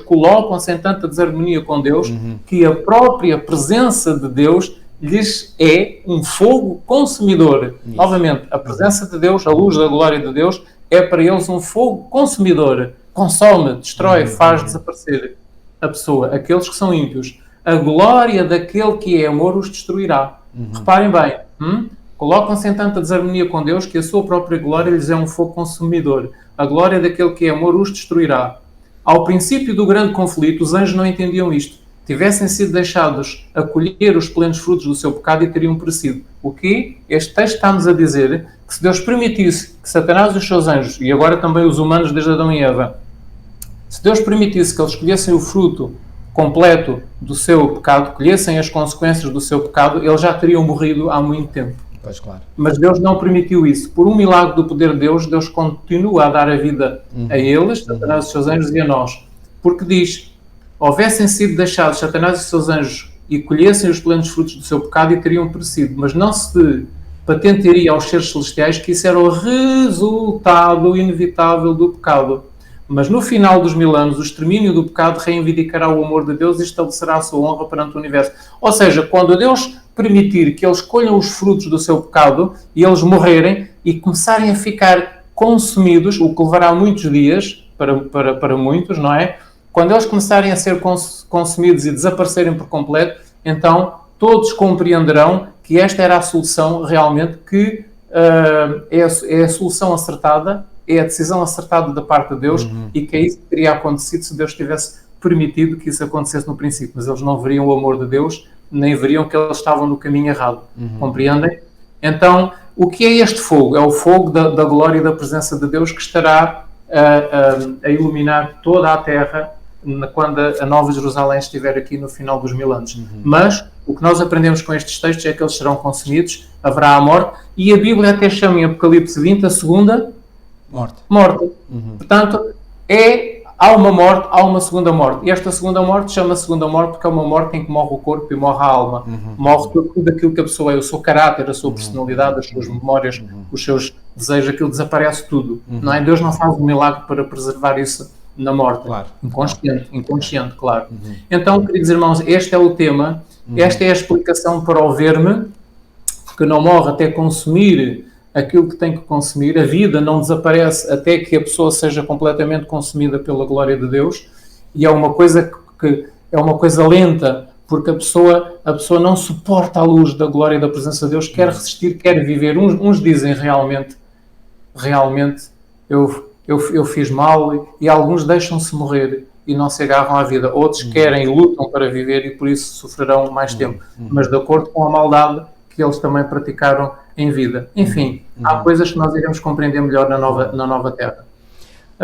Olha, irmão, depois desta sua explicação, eu gostaria de dizer aqui algo, talvez para os nossos irmãos que nos estão a acompanhar. Nós não fazemos a pré-programação daquilo que vimos aqui dizer, ou seja, nós não fazemos um pré-estudo, mas eu acredito que o Espírito Santo nos dirige, e a explicação que o irmão acabou de dar com base neste texto do Espírito de Profecia era exatamente o que eu tinha em mente apresentar, mas com base em textos bíblicos. E até foi bom assim, porque assim, aqueles que não acreditam na inspiração de Ellen White irão ver agora com os textos bíblicos que eu irei apresentar que aquilo que ela disse, nessas citações que apresentou, está em total e plena sintonia com aquilo que diz a palavra de Deus. Então vamos lá aos textos bíblicos. Começo com o texto de Hebreus, capítulo 12, e versículos 28 e 29, que diz assim: Por isso, recebendo nós um reino inabalável, retenhamos a graça, pela qual sirvamos a Deus de modo agradável, com reverência e santo temor. Porque o nosso Deus, versículo 29, é fogo consumidor. Portanto, Hebreus está. 12, 29. E Fogo quando o consumidor. apóstolo Paulo, que é o autor da Epístola aos Hebreus, fala aqui que Deus é um fogo consumidor, ele está... E, aliás, esta minha versão tem aqui notas de pé de página e estas notas de pé de página foram feitas pelas sociedades bíblicas que editaram estas Bíblias. Tem aqui em Hebreus 12, 29 a referência a Deuteronômio 4, 24. E se formos lá a Deuteronômio 4, 24, o que é que nós lá lemos em Deuteronômio 4, 24? Portanto, Paulo estava a citar o texto de Deuteronômio 4, 24. E em Deuteronômio 4, 24 diz: porque o Senhor teu Deus é fogo que consome, é Deus zeloso. Ora, fogo que consome ou fogo consumidor são expressões sinónimas, ok? Agora, há um texto também em Êxodo 24, 15 a 17, Êxodo 24, 15 a 17, portanto, Êxodo capítulo 24 e versículos 15 a 17, que diz assim: tendo Moisés subido, uma nuvem cobriu o monte. Que monte? O monte Sinai. Aliás, mencionado no versículo a seguir, no 16. E a glória do Senhor pousou sobre o monte Sinai, e a nuvem o cobriu por 6 dias, e ao 7º dia, do meio da nuvem, chamou o Senhor a Moisés. E agora repare o versículo 17, Êxodo 24, 17. O aspecto da glória do Senhor era como um fogo consumidor no cimo do monte aos olhos dos filhos de Israel. Então, há base bíblica ou não há? Exatamente, foi maravilhoso, foi excelente isto. Agora, há ainda um texto em Isaías 33, ok? Nos versículos 14 e 15, diz assim, portanto, Isaías 33, 14, diz assim: os pecadores em Sião se assombram, o tremor se apodera dos ímpios. Quando é que isto vai acontecer? Bom, sobretudo depois da grande ressurreição geral dos ímpios, eles irão ficar assombrados porque irão tomar plenamente consciência daquilo que perderam, não é? E diz assim: quem dentre nós, e eles perguntam, eles quem? Eles, os pecadores de Sião, eles, os ímpios, mencionados anteriormente. E eles perguntam: quem dentre nós, os ímpios, quem dentre nós habitará com o fogo devorador? Ora, fogo devorador é uma outra expressão sinónima de fogo consumidor. Exatamente. Quem habitará com o fogo devorador? Quem dentre nós habitará com chamas eternas? Chamas eternas. Chamas eternas. Ok? E agora repare, a resposta vem no versículo 15. O que anda em justiça e fala o que é reto, o que despreza o ganho de opressão, o que com um gesto de mão recusa aceitar suborno, o que tapa os ouvidos para não ouvir falar de homicídios e fecha os olhos para não ver o mal, vou ler ainda o versículo 16, este habitará nas alturas, as fortalezas das rochas serão o seu alto refúgio, o seu pão lhe será dado, as suas águas serão certas. Então, quem é que habitará com o fogo devorador e com as chamas eternas? Os justos e não os ímpios. Então, o que é que nós podemos compreender disto? Que Satanás distorceu o ensino bíblico. Assim como Deus disse no início: olha, de todas as árvores do jardim poderás comer livremente, mas da árvore da ciência do bem e do mal que está no meio do jardim não comerás, porque no dia em que dela comeres certamente morrerás. E vem a serpente e diz exatamente o contrário, diz: certamente não morrerás. Então aqui o que a Bíblia ensina é que quem habitará com o fogo consumidor, com o fogo devorador, com as chamas eternas, são os justos. E Satanás inverteu e diz que é os ímpios é que vão estar num fogo eterno. Quem vai estar no fogo eterno são os justos. E este fogo eterno é o próprio Deus, que é o fogo consumidor, e o fogo consumidor não consome os justos porque não há nada neles para consumir. Exatamente. A glória de Deus não os perturba. Assim como os 3 companheiros de Daniel, ao serem lançados na fornalha ardente, não foram consumidos pelo fogo. Porquê? Porque não havia culpa neles. Foram preservados do fogo. Da mesma forma, portanto, os justos podem habitar com as chamas eternas, com o fogo eterno que vem do próprio Deus. Esse é que habitam com o fogo eterno por toda a eternidade, porque a glória de Deus não os consome, porque não há nada deles para consumir, porque tudo o que havia para consumir foi consumido durante a sua experiência nesta terra, no aperfeiçoamento do seu caráter. Este é o ensino bíblico. E aqueles que não aperfeiçoaram o seu caráter na justiça de Cristo, estes têm maldade neles, e essa maldade será consumida. É claro, costuma-se dizer na nossa língua portuguesa, apanha por tabela. Quando o fogo entra nos ímpios para consumir a maldade neles há, Pois bem, esse fogo, ao queimar essa maldade, acaba por os queimar a eles também, não é? Se eu Porque brincar eles com o se fogo... apegam, porque eles se apegam ao pecado. Exatamente. Portanto, Deus quer destruir o pecado, não é as pessoas.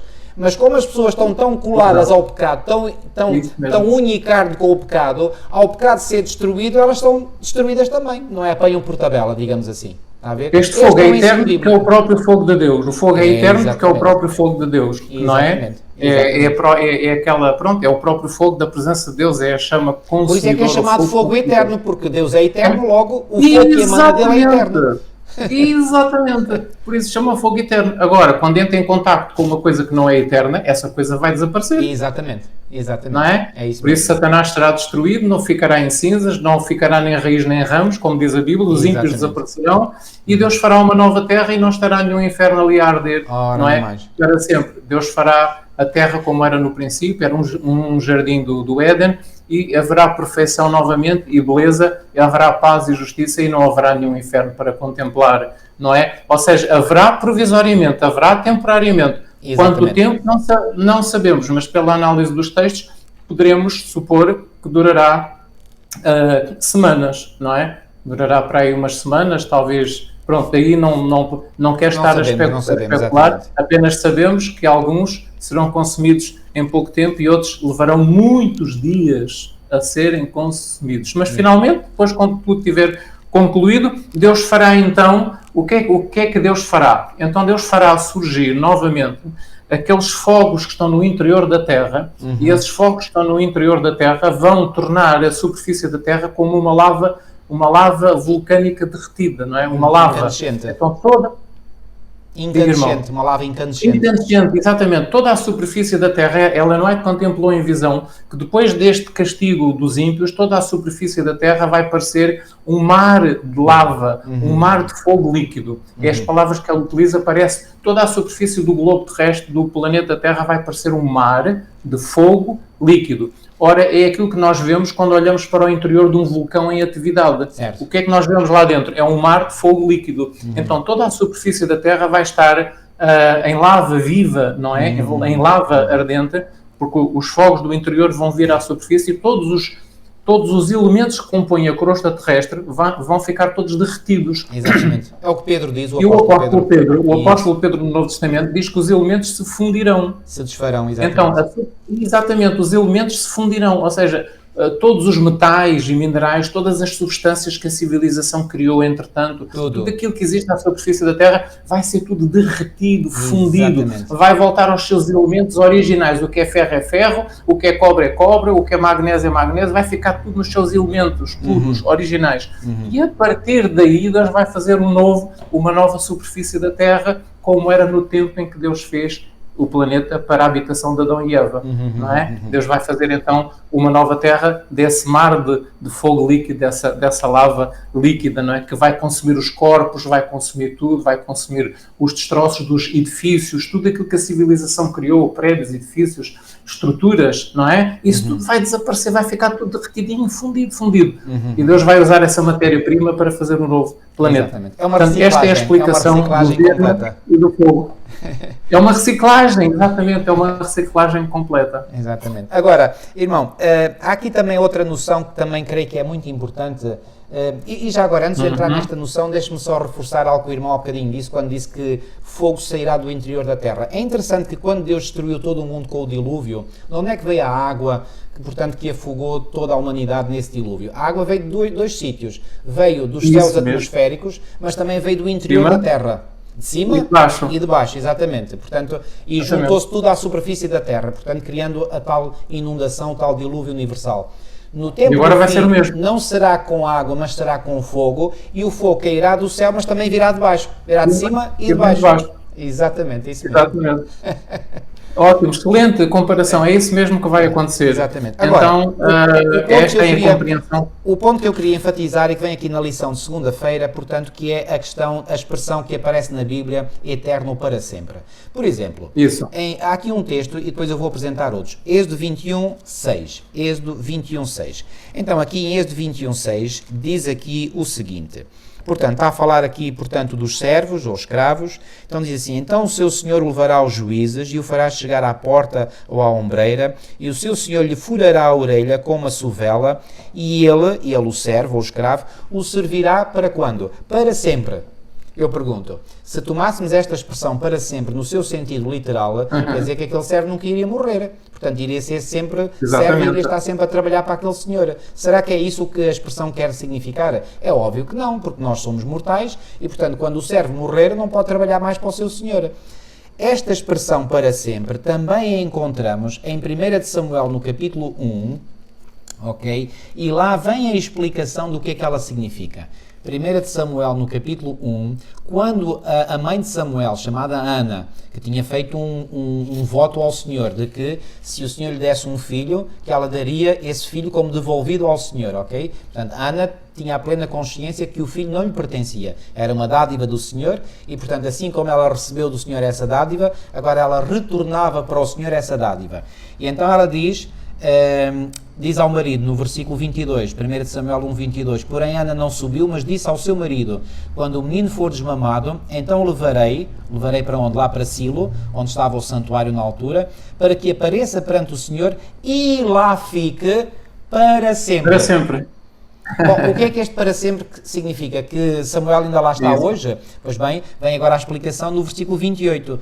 Pelo que também ao Senhor eu entreguei por todos os dias que viver.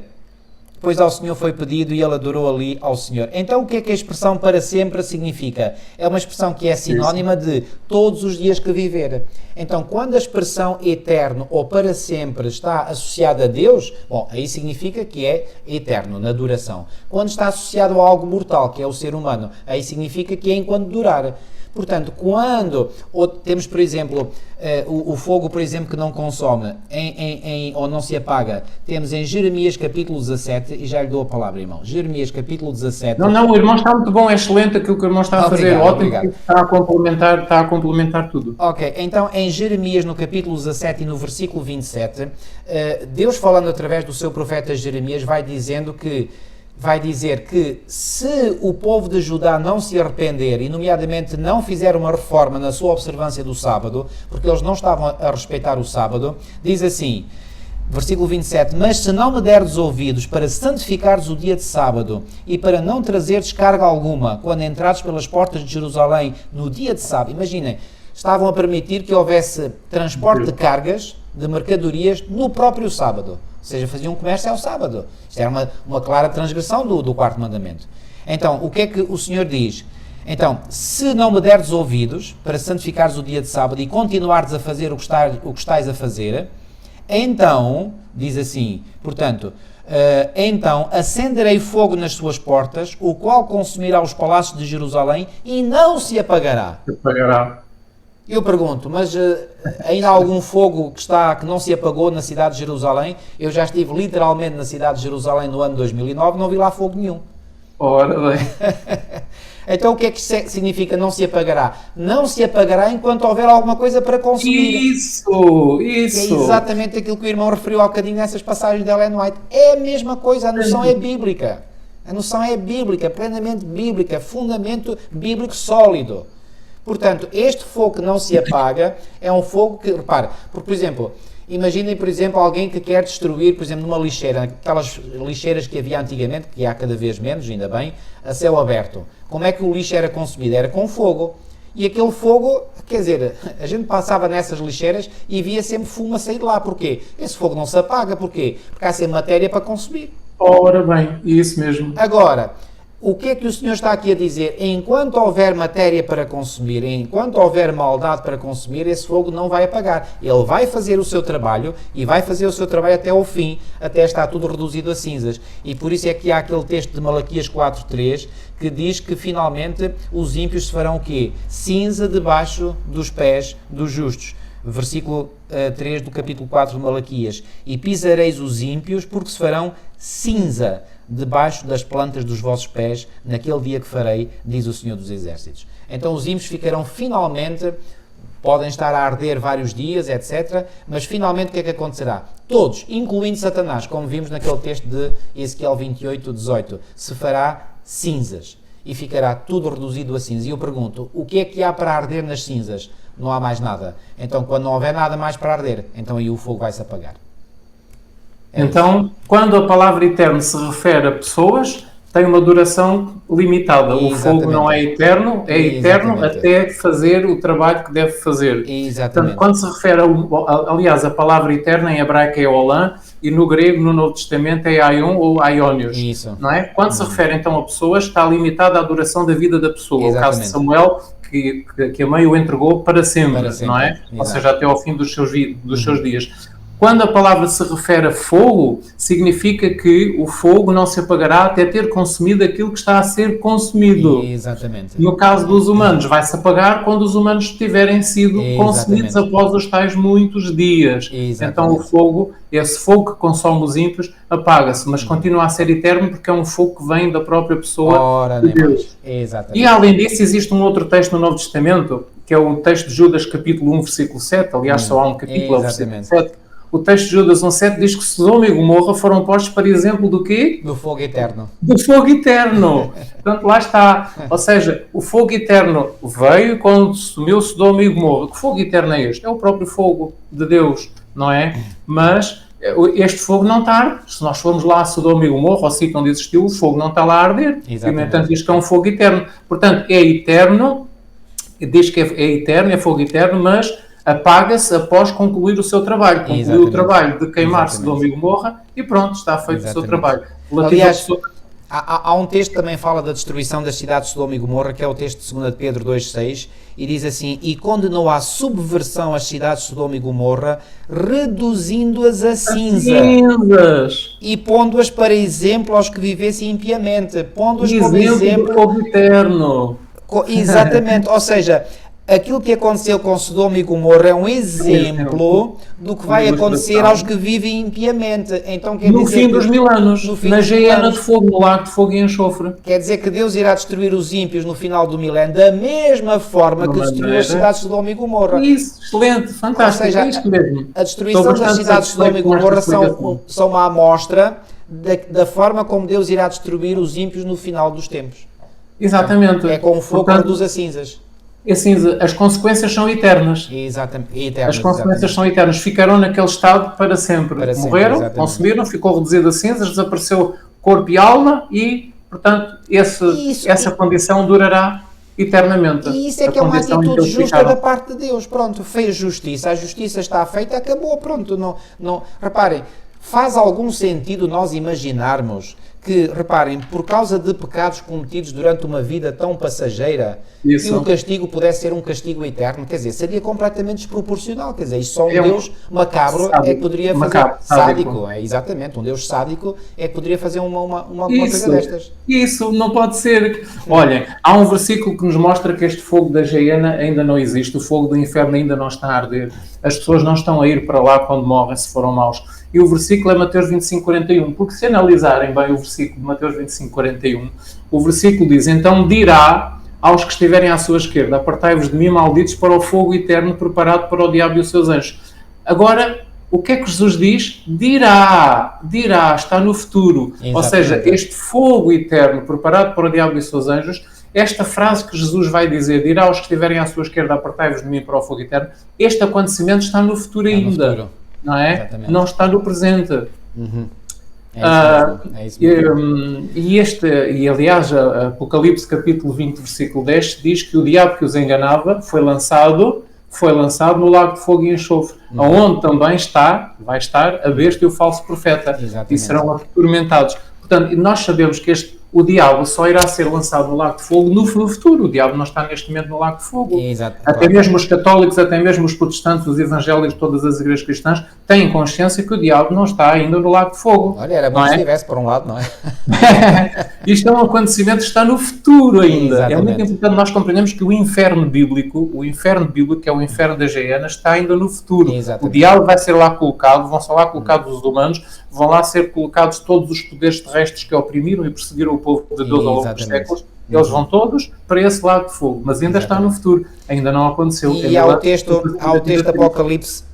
Apocalipse 21:8, que diz assim: quanto porém aos covardes, aos incrédulos, aos abomináveis, aos assassinos, aos impuros, aos feiticeiros, aos idólatras e a todos os mentirosos, ou seja, porquê? Porque se identificaram com o mentiroso e pai da mentira, que é o próprio diabo, a parte que lhes cabe será no lago que arde com fogo e enxofre, a saber, a segunda morte. A segunda morte. Então, este versículo está-nos mesmo a dizer que é uma morte. Exatamente. E nós sabemos que na morte não há consciência, Não há é uma consciência, morte. exatamente. Só que esta segunda morte é pior que a primeira, porque parece não só o corpo, como também a alma. Ora bem. Tudo aquilo que é a vida cerebral da pessoa, aquilo desaparece tudo. Exatamente. Porque quando nós morremos, nós já vimos que Deus preserva as memórias da pessoa, o seu caráter, fica um registro, é o registro. Deus preserva isso. Nesta segunda morte, Deus não vai preservar nada. Nada, desaparece tudo. Tudo. Não se vai lá buscar nada. Aquilo é mesmo eterno, é para sempre. É um delete completo. É um destino eterno. É. Então nós vemos aqui que é uma morte. A própria Bíblia, em Apocalipse 20:14, diz que o lago de fogo é a segunda morte. É, exatamente. É uma morte, não é estar lá a arder eternamente. Exatamente. O versículo 14 do capítulo 20 diz que é morte, é uma segunda morte. Então Ok, é bem irmão. claro, realmente. Muito bem. Nós portanto, tivemos a enfatizar porque achámos que este assunto é realmente muito importante e é mesmo. Portanto, nós tivemos todo este tempo, foi só para as lições de domingo e segunda. Bom, não vamos gastar o mesmo tempo para as lições que ainda nos sobram, agora vamos passar mais por alto, mas vamos aqui falar sobre a noção do purgatório, que é uma noção que foi inventada claramente pela Igreja Católica Romana, não é? Já agora, o irmão disse muito bem que foi nos primeiros séculos que estes erros foram introduzidos na Igreja, não é? Na Igreja Cristã. Igreja Cristã é essa que se corrompeu, que apostatou, segundo a perdição que Deus revelou ao próprio apóstolo Paulo, que vem em 2 Tessalonicenses 2:3, não é? Isso. Quando Paulo diz que a vinda de Cristo não aconteceria sem que primeiro viesse a apostasia. Ou seja, desde o tempo em que ele está, portanto, Paulo viveu no primeiro século da era cristã, e ele está a dizer a segunda vinda de Cristo não se realiza sem que primeiro venha a apostasia. Onde é que Paulo também foi buscar esta ideia? Bom, certamente a Daniel 7, não é? Porque Paulo conhecia as profecias do livro de Daniel, particularmente Daniel 7, que dizia, portanto, que depois do império, do quarto império, não é? Portanto, do sonho dado por Deus a Nabucodonosor, portanto, viria uma divisão desse império e surgiria um poder representado pela ponta pequena, ou pelo chifre pequeno, que faria guerra contra os santos do Altíssimo e os tentaria destruir, e destruiria mesmo, não é? E alteraria os tempos e a lei. Exatamente. Portanto, Paulo estava certamente com essa profecia de Daniel 7 imerso na sua mente, quando diz, não, irmãos, a segunda vinda de Cristo não vai acontecer sem que primeiro venha a apostasia. Ora, essa apostasia aconteceu na Igreja Cristã e consolidou-se naquilo que hoje é conhecida como a Igreja Católica Romana. Então, estas doutrinas, estas falsas doutrinas, estas heresias, portanto, foram introduzidas logo no princípio, mas elas demoraram muito tempo depois a ser consolidadas. E houve um concílio da Igreja, que foi o maior concílio da história da Igreja Romana, que por curiosidade, entre aspas, surgiu logo após a eclosão da Reforma Protestante. Foi o famoso Concílio de Trento, que demorou nada mais, nada menos do que 18 anos, e eu creio que foi um concílio muito demorado, porque eles tiveram que dar voltas e voltas e voltas e voltas à cabeça para lutar contra a verdade, porque eles sabiam que os reformadores estavam a dizer a verdade, mas se aceitassem que os reformadores estavam a dizer a verdade, portanto, ficavam mal vistos e tinham de dar a mão à palmatória a reconhecer que a Igreja oficial estava errada, e não quiseram fazer isso, infelizmente, não é? Mas eu li, por exemplo, durante os meus estudos de teologia, que esta doutrina do purgatório só foi, digamos, só teve, digamos, as suas pinceladas finais no Concílio de Trento. E quando eu estava a ler isto, eu li lá, nos próprios documentos conciliares, que, reparem, isto é mesmo diabólico. Reparem, e aqui diz, portanto, que, mesmo na lição, portanto, que isto são doutrinas mesmo, portanto, Ellen White aqui, portanto, no manuscrito 51, que vem aqui mencionado na lição de terça-feira, diz: a obra de Satanás desde a sua queda consiste em interpretar mal o nosso Pai Celestial. Ele sugere o dogma da imortalidade da alma, portanto isto é de origem satânica. A ideia de um inferno a arder eterno foi produção de Satanás. O purgatório é invenção sua. E reparem como isto é diabólico. Quando eu estava a ler esses documentos conciliares, porque queria, enfim, informar-me, não é? A determinado momento vinha lá a seguinte recomendação: Se, ao explicar, portanto, é a recomendação dada aos bispos, digamos, aos pastores, aos sacerdotes, quando estivessem a ensinar a doutrina do purgatório aos fiéis, se porventura os fiéis se interrogassem, mas como é que isto pode ser? Porque há uma falta de lógica interna, então o que é que os bispos devem dizer ao povo? Não ponham em causa o que a Igreja decidiu, porque a Igreja, o que ela decidiu, está correto. Ou seja, não se pode pensar, não se pode raciocinar, há que abafar, digamos, o pensamento racional, fiquem calados, ouçam o que a Igreja diz e aceitem o que a Igreja diz e ponto final, senão vocês estão mal, estão em maus lençóis. Ou seja, quando há um poder humano que impede os seres humanos de raciocinar e apenas diz, vocês têm que ouvir o que a Igreja diz e têm que aceitar e ponto final, isto é de origem satânica. Sim. E portanto, quando eu hoje vejo este espírito manifestar-se, e manifesta-se por vezes em várias, até na sociedade se manifesta, quando alguém quer impor um ponto de vista e não dar ao outro a possibilidade de resposta ou de contra-argumentar, podemos ter a certeza, irmãos, de que estamos na presença de um espírito que é insuflado, que é inspirado pelo mentiroso e pai da mentira. Isso não há a menor dúvida.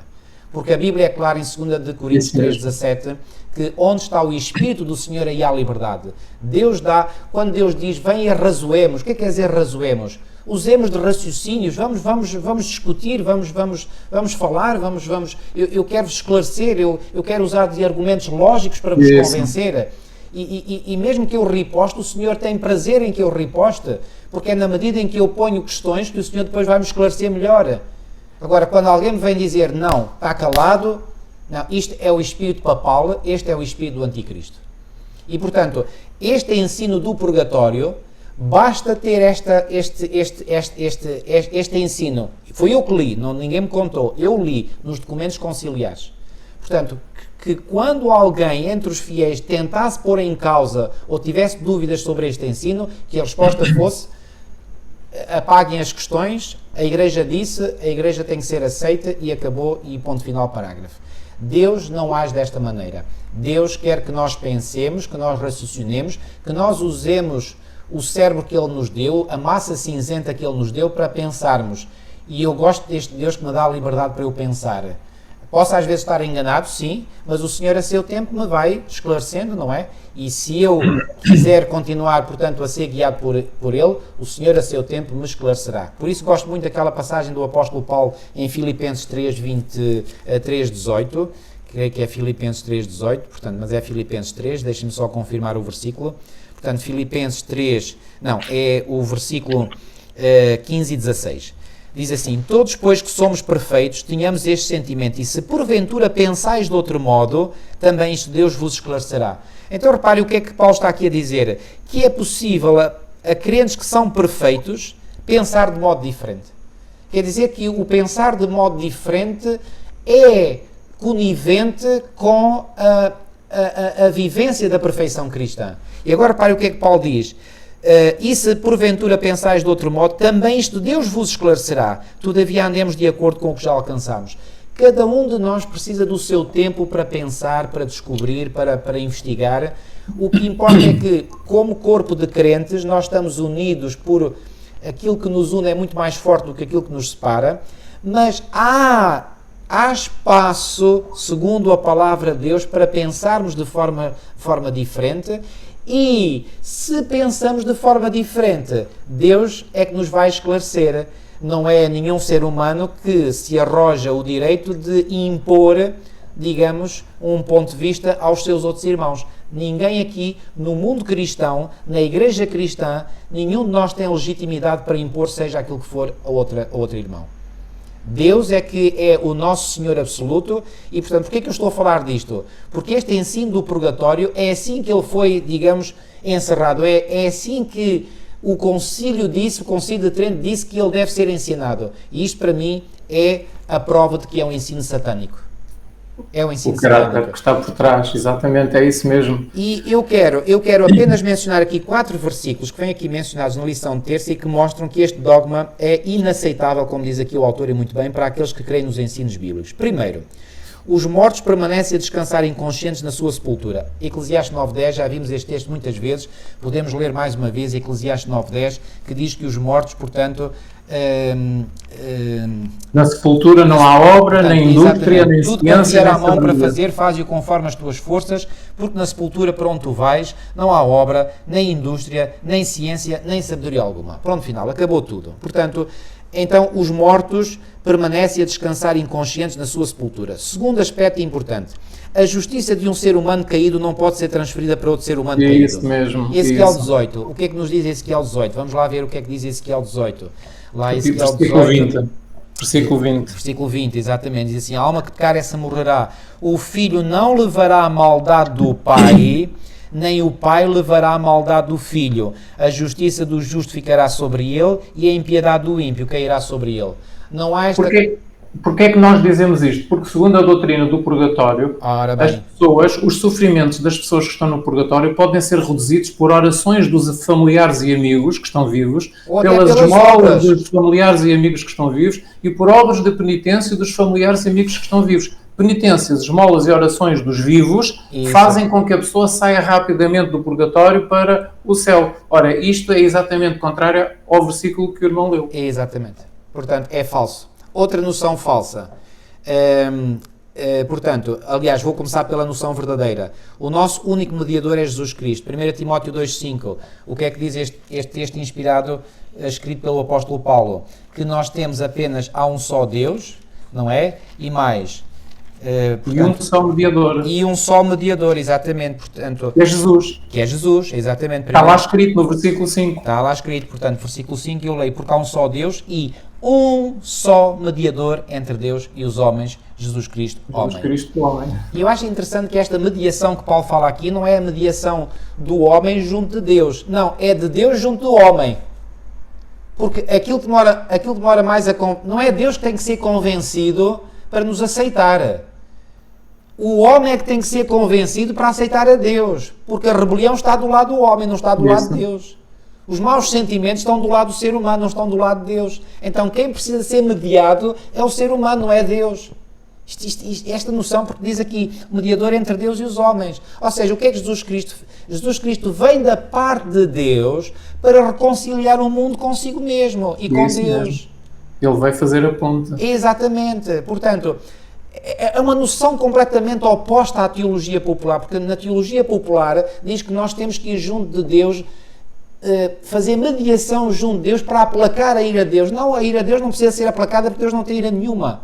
Ele tem ira contra o pecado, contra o mal, sim. Não é contra os pecadores. Agora, ele vem mandou o seu Filho ao mundo para que o mundo não fosse condenado, mas fosse salvo por ele. Então, a mediação é uma mediação de Deus junto do ser humano. O que é que isso quer dizer? É um trabalho de intercessão. É um trabalho em que Deus trabalha no coração humano para o converter, para que o ser humano finalmente reconheça, uau, mas afinal Deus é bom. Deus quer o meu bem, Deus não quer o meu mal, Deus não quer que eu seja destruído, Deus não quer a minha morte eterna. A Bíblia diz, não tenho prazer na morte do ímpio, mas é que ele se converte e viva. É isto a mensagem bíblica, isto é fantástico, isto é uma força poderosíssima.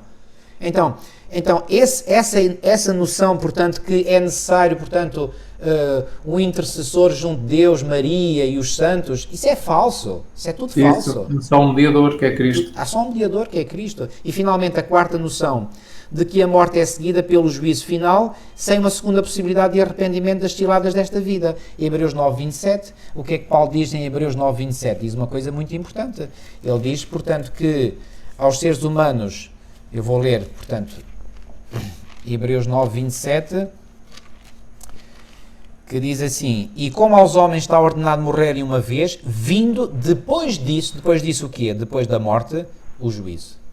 Ora, o purgatório não é um juízo, o purgatório é um sítio onde as pessoas vão lá estar temporariamente, pouco tempo, para depois ascenderem para o céu. Mas se o juízo vem após a morte, então quer dizer que após a morte o destino eterno de alguém está traçado e não há possibilidade de alteração. Ora, a ideia do purgatório pressupõe que se alguém morreu ainda com pecados, digamos, pequenos e que podem ser purificados, por isso é que chama purgatório, porque é supostamente o local onde se fazem as purgas, não é? Para purgar, não é? então ainda pode ser purgado, purificado para poder entrar no céu. Não. Essa noção não existe. Não Quando há a pessoa oportunidade. morre, o seu destino está selado para sempre. Nós vimos isso na parábola do rico e do Lázaro. Exatamente. Irmão, não sei se tem aqui mais alguma coisa a dizer sobre o purgatório, portanto fiz aqui esta exposição, que era também algo que eu queria muito partilhar com os irmãos. Portanto, sim, foi muito bom, foi muito importante. Esta doutrina do purgatório diz ainda ao mesmo texto do manuscrito 51 de 10 de dezembro de 1890, diz que estes ensinos falsificam o caráter de Deus para que ele seja visto como severo, vingativo, arbitrário e remisso ou lento em exercer o perdão. Exatamente. Ou seja, remisso quer dizer que tem relutância em dar o perdão. Relutante em exercer o perdão. Portanto, nós temos que clamar muito a Deus para receber o perdão, porque ele não está para aí virado, digamos assim. Portanto, tem que ser muito trabalhado, tem que ser muito namorado para finalmente poder conceder o seu perdão. Nada disso é verdade. Portanto, isto falsifica o caráter de Deus, ele é visto como severo, vingativo, arbitrário e remisso. E mais ainda, se realmente nós acreditarmos na doutrina do inferno e que as pessoas estão lá durante milhões de anos, como diz aqui a nossa história, de um opúsculo para crianças, que um sacerdote católico escreveu, não é, que foi publicado em 1874, que diz que o inferno é como uma bola de ferro, muito grande, maior que os céus e a terra. E uma ave vem uma vez que em 100 milhões de anos e roça a ponta da pena da sua asa nessa bola cada 100 milhões de anos. E então o sacerdote católico diz que a incineração dos pecadores no inferno continua mesmo depois dessa bola de ferro se gastar devido a esses toques ocasionais da pena de 100 em 100 milhões de anos. Isto é realmente... Como é que Deus poderia estar feliz a contemplar uma coisa destas? Bom, sabe, eu vou lhe dizer, eu vou fazer uma afirmação muito forte, mas eu não consigo dizer de outra maneira. As pessoas que escrevem coisas como este indivíduo escreveu são autênticos psicopatas, quer dizer, não há outra palavra, quer dizer, eu digo isto porque eu trabalhei em psiquiatria e, portanto, uso aqui um termo técnico da medicina, não é? Isto só um psicopata é que pode dizer uma coisa destas, quer dizer, é impossível, quer dizer, isto é tão bárbaro, digamos, isto é de uma ofensa tão grande a Deus, mas infelizmente, aliás, isto não é bárbaro, isto é diabólico, pronto, isto é de inspiração satânica, mas o que está por detrás desta intenção é criar uma imagem horrorizante, horripilante de Deus. Esse é o objetivo de Satanás ao fazer isto. E Satanás tem tido muito sucesso com isso, porque a maior parte dos ateus que existem hoje e existiram no passado, a maior parte deles foram originados com a teoria do tormento eterno. Ou seja, eles são pessoas pensantes, começaram a pensar, então, mas como é que é possível que Deus seja assim tão vingativo, tão mau? Quer dizer, se Deus é assim... E abandonam a sua crença cristã, deixam de ser crentes. Deixam de ser crentes, porque dizem assim, não é impossível que Deus seja assim. E eles assim. são levados à loucura por pensarem muito no assunto. Exatamente. Reparem, se Deus assim fosse, eu também vou ser sincero, eu não queria esse Deus para nada. Eu amava um canto. Graças a Deus que o Deus revelado na Bíblia, por isso é que a Bíblia é um livro tão bom, tão inspirador, tão terapêutico para a nossa mente, porque a Bíblia revela um Deus que é bom, um Deus que quer o nosso bem, que é justo, não deixa de ser justo, mas que exerce a sua justiça juntamente com o amor e com a misericórdia e com a compaixão. É fantástico. Portanto, como diz aqui no final da lição de terça-feira, há aqui uma pergunta para reflexão. Por que razão aquilo em que acreditamos é importante e não apenas em quem nós queremos? Porque há muitas pessoas que dizem, o que me interessa é eu crer em Cristo, ou as doutrinas não me interessam. Eu já ouvi pessoas dizer isso. Interessa sim. Então, mas o crer em Cristo é um pacote completo em que eu creio na pessoa de Jesus, no seu trabalho de redenção, mas também acredito em tudo aquilo que ele ensinou, quer diretamente por ele próprio, quer através de todos os seus apóstolos e profetas. Quer dizer, Então, se eu digo que sou cristão, se eu digo que sou de Cristo, se eu digo que eu aceitei Jesus como meu Salvador, eu tenho que aceitar os ensinos de Cristo na sua globalidade, na sua totalidade, e não apenas uma parte. Bom, enfim, irmão, acho que pronto, não temos mais nada a dizer sobre isto. Agora, vamos passar para as lições de quarta e quinta-feira, não é? E aqui nas lições de quarta e quinta-feira, quarta-feira, um paraíso com almas desencarnadas. É verdade que os protestantes não aceitam o purgatório, isto que nós acabámos de dizer. Bom, vale-lhes isso, não é? Mas infelizmente eles ainda aceitam, portanto, a crença na imortalidade da alma e a consequente ida das supostas almas para o céu depois da morte. Ok? há aqui um texto bíblico, quanto a mim, resolve, digamos, põe um ponto final nisto tudo, e é o texto que vem aqui mencionado em Atos 2. Não sei se o irmão quer referir, Atos 2, 29 e depois 34 e 35. Para mim, isso põe uma pedra, digamos, neste assunto das almas irem para o céu, porque reparem bem, eu vou ler, irmão. Este é muito importante, este texto. Já agora, irmão, Atos, capítulo 2, versículo... Vamos ler o versículo 29 primeiro e depois o 34, o 29 e o 34. O 29, exatamente. Diz assim o 29. Varões e irmãos, seja-me lícito, isto é Pedro a falar, portanto, no dia de Pentecostes, ele diz assim, varões e irmãos, seja-me lícito dizer-vos livremente acerca do patriarca Davi. Quem é este patriarca Davi? É o rei Davi, não é? Que foi rei na nação unificada de Israel, que ele morreu e foi sepultado, e entre nós está até hoje a sua sepultura. Mas até hoje Davi está na sepultura. Exatamente. Mas depois, no versículo 34, como se dúvidas ainda houvesse, Pedro vai dizer, porque Davi não subiu aos céus. Isso mesmo. Pronto. Irmão, isto tudo, quer dizer, arruma a questão, encerra a questão definitivamente. Portanto, quando alguém morre, não vai para o céu, fica na sepultura. Davi não subiu aos céus, nem Davi, nem mais ninguém no estado depois da morte. Porque se alguém subiu aos céus, e nós já vimos que há pessoas que subiram aos céus, e essas pessoas que subiram aos céus, diz aqui na lição de quarta-feira, foi Enoque, foi Elias, foi Moisés, e foram aqueles que ressurgiram com Cristo, mas eles foram depois de passarem pela ressurreição. Não antes. Exato. Enoque, o que é importante aqui salientar é que Enoque foi levado para o céu no seu corpo, Elias foi levado para o céu também no seu corpo, não é uma alma desencarnada que foi para lá, ele foi no seu corpo. E em que corpo? Certamente um corpo que foi transformado, como serão transformados os corpos daqueles que estiverem vivos quando Jesus vier. Muito bem, é isso mesmo. Conforme o corpo glorioso de Jesus, diz o Novo Testamento. O corpo dos ressuscitados será semelhante nas suas características ao corpo glorioso de Jesus. E nós sabemos que Jesus ascendeu aos céus em corpo, não é? Porque os discípulos estavam no Monte das Oliveiras e viram Jesus Cristo ascender em corpo para o céu, não é? Exatamente. E quando ele apareceu aos discípulos, disse, põe aqui a tua mão e vê os sinais dos pregos, dos cravos, não é? Então, eles viram que Jesus Cristo estava em carne. Exatamente, e em Lucas 24, 39, quando Jesus apareceu no domingo da ressurreição aos seus discípulos, disse, vede as minhas mãos e os meus pés, que sou eu mesmo, apalpai-me e vê, depois o Espírito não tem carne nem ossos, como vedes que eu tenho.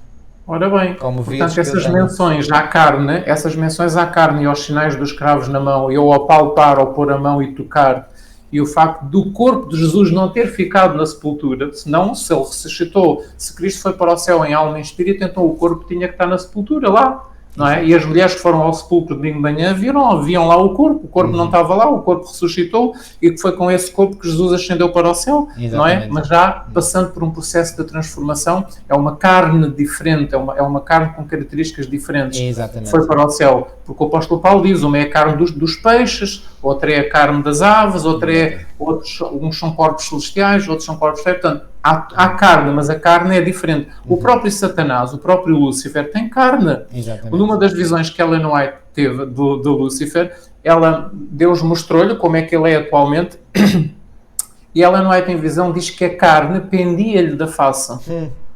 Que é uma das características que ela dá. Diz que tinha a testa... Ainda nós há bocadinho falámos que Satanás vai arder também. Se ele não fosse carne, não tinha nada para arder. Se fosse só uma imagem virtual, não é? Um espírito, não é? Esta é a expressão que Ellen White utiliza. Eu vi que a carne dele pendia-lhe do rosto. Portanto, ele nunca mais comeu do fruto da árvore da vida no paraíso, na cidade onde Deus vive, e também o corpo dele começa a ter uma certa decadência, a decair, não é? A envelhecer um pouco, embora tenha formas nobres e majestosas ainda, mas notam-se alterações físicas no seu corpo. A carne pendia do rosto, não é? Como aos velhos, como às pessoas mais velhas. Então, o Cristo foi para o céu com corpo. Moisés foi para o céu com corpo, depois do ressuscitado. Exatamente. A multidão dos cativos também tinha um corpo, que eles entraram em Jerusalém e mostraram-se a muitos, não é? Eles também foram em corpo. E o próprio Jesus foi em corpo. Portanto, é importante nós salientarmos este aspecto. O céu não é um lugar imaterial, não palpável, não físico. O céu é um lugar físico, palpável, material. É um lugar onde há árvores, onde há um rio, onde há onde há edifícios, portanto, é um lugar palpável, a cidade onde Deus vive. Não é um fumo, não é um perfume, não é um... Eu não sei como é que é definir, exatamente, mas é um lugar de facto físico e palpável. Claro, e o próprio Jesus, nós sabemos que ele vai ter um corpo na nova terra, porque ele diz que vai voltar a beber do sumo da uva com os salvos na nova terra. Exatamente. Não é? Ele vai voltar a beber o sumo da uva. Então, de Jesus, e vamos ter, Ellen White vê em visão, uma mesa com muitos quilómetros, não é? Com abundância de frutas lá em cima, e os salvos reunidos à volta dessa grande mesa com muitos quilómetros, a comerem dessas frutas. Então, nós vamos ter corpos físicos, palpáveis, só que é um corpo com características diferentes, melhoradas, mais perfeitas, e com outras características superiores. Por exemplo, Ellen White diz nas suas visões que aqueles que estão na ponta da mesa com muitos quilómetros, aqueles que estão na extremidade esquerda e na extremidade direita, ela diz que eles se vão conseguir ver uns aos outros como se estivéssemos aqui a 1 metro de distância. Incrível. Ou seja, nós vamos ter aquilo que podemos chamar assim, visão macroscópica. É uma visão que alcança o muito distante. E vamos ter visão microscópica também, porque em alguma das suas visões ela diz que nós vamos conseguir ver com os olhos do corpo novo que nós vamos receber. Ela diz que vamos conseguir ver o mundo microscópico, o mundo invisível aos nossos olhos, que hoje só conseguimos ver com o microscópio. Olhamos para lá, para o microscópio, e conseguimos ver o mundo das bactérias, o mundo das células vivas, não é? Então nós vamos ter uma visão microscópica, vamos conseguir ver o infinitamente pequeno, e microscópica, sim, vamos conseguir ver o infinitamente pequeno, e vamos ter uma visão macroscópica, conseguimos ver o que está muito distante. A nossa vista vai conseguir ver como se estivesse ali ao pé. Então isto é apenas 2 das características do corpo glorificado que os salvos vão receber. Ou seja, a nossa visão terá mais funções do que aquelas que tem agora. Isso, portanto, exatamente. São modos de funcionamento. A gente pode alterar o nosso modo de funcionamento para a visão microscópica ou para a macroscópica. Ou macroscópica. Tudo automático. Isto é lindo, irmãos. Aquilo que está reservado para nós é tão bom, que Deus tem preparado para nós. Vale a pena lutar, esforçarmos por mantermos no caminho certo. Amém. Para termos acesso à vida na nova terra, que vai ser uma coisa que nós nem imaginamos. Apenas nós conseguimos perceber algumas coisas pelas visões dos profetas, pelas visões de Ellen White, mas há muito que nós não conseguimos abarcar e compreender. Será mais glorioso do que aquilo que nós imaginamos atualmente. Olha, o texto que o irmão citou há bocadinho, é só para aqueles que nos acompanham poderem confirmar, é Marcos 14, 25, onde Jesus diz: em verdade vos digo que não beberei mais do fruto da vida até àquele dia em que o beber de novo no reino de Deus. Portanto, Ora bem, no reino de Deus vamos ter um corpo para beber sumo de uva. Exatamente. Exatamente. Muito bem. Irmão, só uma pincelada na lição de quinta-feira da perspectiva bíblica. Portanto, a perspectiva bíblica é que aquilo que Adão veio destruir com o pecado, o segundo Adão, que é Jesus Cristo, veio repor. Ou seja, o plano da salvação vem, portanto, refazer tudo aquilo que foi perdido com o pecado de Adão. E eu gostei aqui de uma frase, particularmente aqui na lição de quinta-feira, que sublinhei, que diz: não se pode dar sentido a nada na Bíblia sem um Adão literal que, através da transgressão, introduziu o pecado e a morte no nosso mundo. Se nós considerarmos que o relato dos nossos primeiros pais é um relato fictício, é uma lenda, é um mito, então nada na Bíblia faz sentido. Nada. Portanto, Adão teve que ser um homem literal, portanto, e aquilo que aconteceu, que vem descrito, foram acontecimentos literais, acontecimentos históricos, porque senão tudo na Bíblia está comprometido. Tudo mesmo. E Jesus confirma nos Evangelhos que aquele que os fez no princípio, homem e mulher, portanto, Jesus confirmou que Adão e Eva existiram no princípio e que foram criados por Deus. Nem mais. Irmão, queria terminar aqui com esta frase que vem de Ellen White, do Grande Conflito, na lição de sexta-feira, que deixa mesmo muito a pensar, e que diz assim: sobre o erro fundamental da imortalidade natural repousa a doutrina da consciência na morte, doutrina que, tal como a do tormento eterno, se opõe aos ensinos das Escrituras. Foi o que nós temos estado a provar ao longo deste trimestre, não só desta lição. Opõe-se aos ditames da razão, por isso é que muita gente se interroga, tem dúvidas, e bem, não é? E aos nossos sentimentos de humanidade. Que sentimento de humanidade é este? Como é que seria possível Deus ser tão mau que quisesse dar uma pena eterna por erros cometidos durante um período tão curto de existência, como ainda há bocadinho eu referi, quer dizer, isto não faz sentido. Não faz segundo sentido. Sabemos de Deus. Exatamente. Segundo a crença popular, os remidos no céu estão a par de tudo o que ocorre na terra, e especialmente da vida dos amigos que aqui deixaram. Mas como poderia ser motivo de felicidade para os mortos o saberem das dificuldades dos vivos, testemunhar os pecados cometidos pelos seus próprios amados e vê-los suportar todas as tristezas, todos os desapontamentos e todas as angústias da vida? Quanto da bem-aventurança celeste seria desfrutada pelos que estivessem a contemplar os seus amigos na terra? E quão revoltante não é a crença de que, logo que o fogo deixa o corpo, a alma do impenitente é entregue às chamas do inferno? Em que profunda angústia devem ficar os que veem os seus amigos passar à sepultura sem estarem preparados para entrarem numa eternidade de miséria e pecado? Isto é para nos fazer pensar, para nos fazer refletir, quer dizer, isto é horrorizante.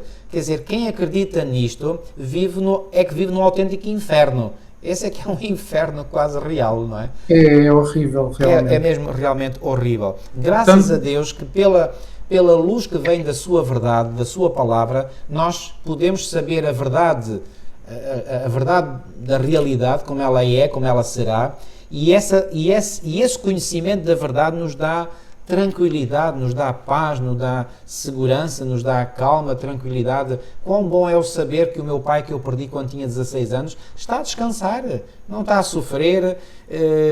Se ele estivesse no céu a ver as dificuldades que eu passei depois dele ter morrido, coitadinho dele, não seria o céu para ele, seria outro inferno, não é? Portanto, ele está lá a descansar. Passo por estas dificuldades, como ele passou, como passam todos que vivem esta vida, mas aqueles que morrem e descansam. Glória a Deus por isso. Que bom saber isso. Exatamente. E o grande assunto, o grande ensino, a grande verdade bíblica da lição de quinta-feira é que a imortalidade, a vida eterna, está condicionada, é condicional àqueles que têm Cristo como seu Redentor, como seu Salvador. Ou seja, a vida eterna não é para todos, a imortalidade não é para todos, não é para ímpios e justos, a imortalidade é só para aqueles que têm Jesus Cristo como seu Redentor e como seu Salvador. Exatamente. Ou seja, o acesso à árvore da vida que Adão e Eva tinham no princípio vai ser restaurado quando nós entrarmos na nova terra. Exatamente. E o Apocalipse menciona várias vezes a árvore da vida, o acesso à árvore da vida, e a imortalidade vai ser realmente para aqueles que são obedientes, que são fiéis, que guardam os mandamentos de Deus, que têm o caráter de Deus, são esses que irão ter a imortalidade. Portanto, a imortalidade da alma não existe, a imortalidade natural da alma não existe, a alma não é imortal por natureza e não continua a existir após a morte, entra no sono, e a imortalidade só será concedida quando Jesus vier pela segunda vez. Adão perdeu e Deus volta a restaurar o acesso à vida eterna através do plano da redenção.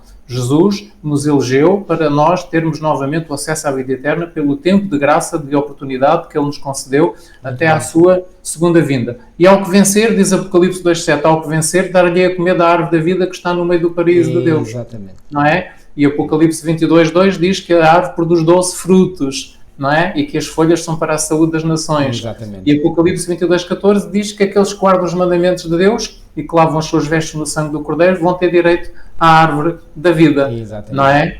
E, aliás, portanto, eu já aqui vou referir outra vez, não faria sentido se Adão e Eva, por terem desobedecido a um mandamento de Deus, a uma clara ordem de Deus, foram expulsos, não é? Não faria sentido agora seres humanos descendentes de Adão irem para o paraíso desobedecendo. Quer dizer, não, a desobediência põe as pessoas fora do paraíso. A obediência leva de volta ao paraíso. Ora bem, é exatamente isso. Esse é o foco, é o ponto. É isso mesmo. Agora, como é que podemos essa obediência... Tem a vida. Quem não tem o filho não tem a vida. Exatamente. Como é que podemos essa obediência por nós mesmos? Não. Aí é que entra o Evangelho. É pelo poder. Aí é que entra o Evangelho. A força, o poder para o ser humano voltar a ser obediente, voltar a ter a força para obedecer o poder, para obedecer a capacidade, para obedecer como Adão e Eva tinham no princípio. É o processo de regeneração do ser humano por dentro, na sua alma, no seu espírito, não é? Na sua mente, nos seus pensamentos, nos seus sentimentos. Há um poder do alto que transforma o ser humano à imagem de Deus, e esse ser humano começa a receber a própria vida de Cristo, o próprio caráter de Cristo, a própria natureza divina, e é essa natureza divina, esse Espírito de Cristo no ser humano, que dá novamente ao ser humano essa capacidade de obedecer, de estar uma obediência perfeita. Olha, irmão, deixa-me terminar com esta nota. tendo eu estudado psicologia, ouvi falar muito dos termos terapia psicológica, terapia, terapeutas, etc, etc. A verdadeira terapia psicológica, a genuína terapia psicológica é a transformação do nosso caráter. Isso mesmo. Essa é que é a verdadeira terapia. A santificação é que é a verdadeira terapia. E todos os que vivem essa terapia serão recuperados. É como um edifício que está em ruínas e que é todo refeito. Portanto, nós estamos em ruínas, o pecado arruinou-nos e agora nós vamos ser todos refeitos à imagem original. Esse é o plano da redenção. É o objetivo do Evangelho, do plano da redenção. É recuperar a glória de Deus que se perdeu com o pecado de Adão e Eva para os seus descendentes. É como a imagem de um país em guerra. Reparem, depois da Segunda Guerra Mundial, muitos países aqui na Europa ficaram completamente destruídos. Nomeadamente, a Alemanha foi o país que mais sofreu, não é? Pois bem, após a guerra, o que é que se fez na Alemanha? Foi a reconstrução. Não é? E é isso, o plano da redenção é para a reconstrução daquilo que a guerra do pecado veio estragar, veio destruir. Nesta vida é reconstruída a alma, o espírito, ou seja, os nossos pensamentos, os nossos sentimentos, as nossas emoções, os nossos desejos e inclinações. E na segunda, o nosso caráter. Exatamente, o caráter é a alma, o espírito é o nosso caráter. É isso tudo. O caráter e quando Jesus Cristo vier, é reconstruído o corpo. Exatamente. Agora é o espírito e a alma, é o caráter. E quando Jesus vier, é o corpo. Exatamente. E depois falta uma terceira coisa ainda.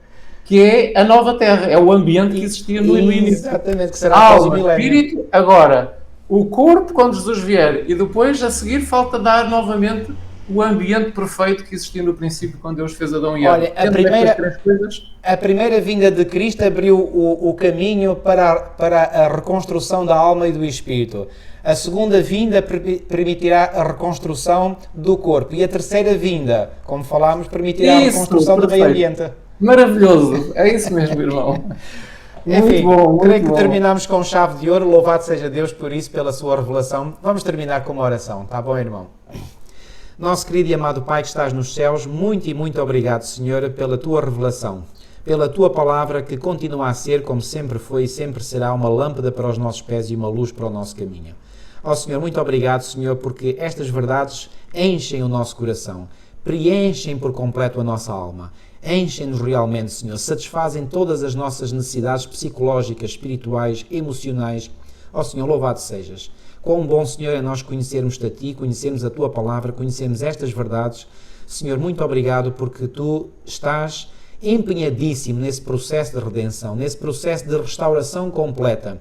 E nós queremos, Senhor, nesta fase em que vivemos agora, que Tu restaures por completo a nossa alma e o nosso espírito, para que assim sejamos candidatos à restauração do nosso corpo quando Tu vieres pela segunda vez e possamos finalmente, após o milénio, viver num ambiente completamente restaurado como era no início. Senhor, ansiamos por esse dia. Ajuda-nos até lá, Senhor, a fazermos a nossa parte, a missão que Tu nos confiaste, que é partilhar estas verdades com todos aqueles que estão ao nosso redor, para que aquelas almas sejam sinceras, possam também aceitar estas verdades e converter-se a Ti de todo o seu coração. Fica connosco e fica com todos aqueles que nos ouvirem. Tudo isto nós te pedimos e pela fé te agradecemos em nome de Jesus. Amém, Senhor. Que o nosso espírito, alma e corpo sejam conservados irrepreensíveis para a vinda de Jesus. Amém. E o texto a seguir diz: fiel é o que vos chama, o qual também o fará. Que Deus seja louvado. Pois bem, ficamos por aqui, queridos irmãos e amigos. Até à próxima semana. Até à próxima. Se Deus quiser. Deus vos abençoe a todos. Deus vos abençoe. Obrigado. Obrigado.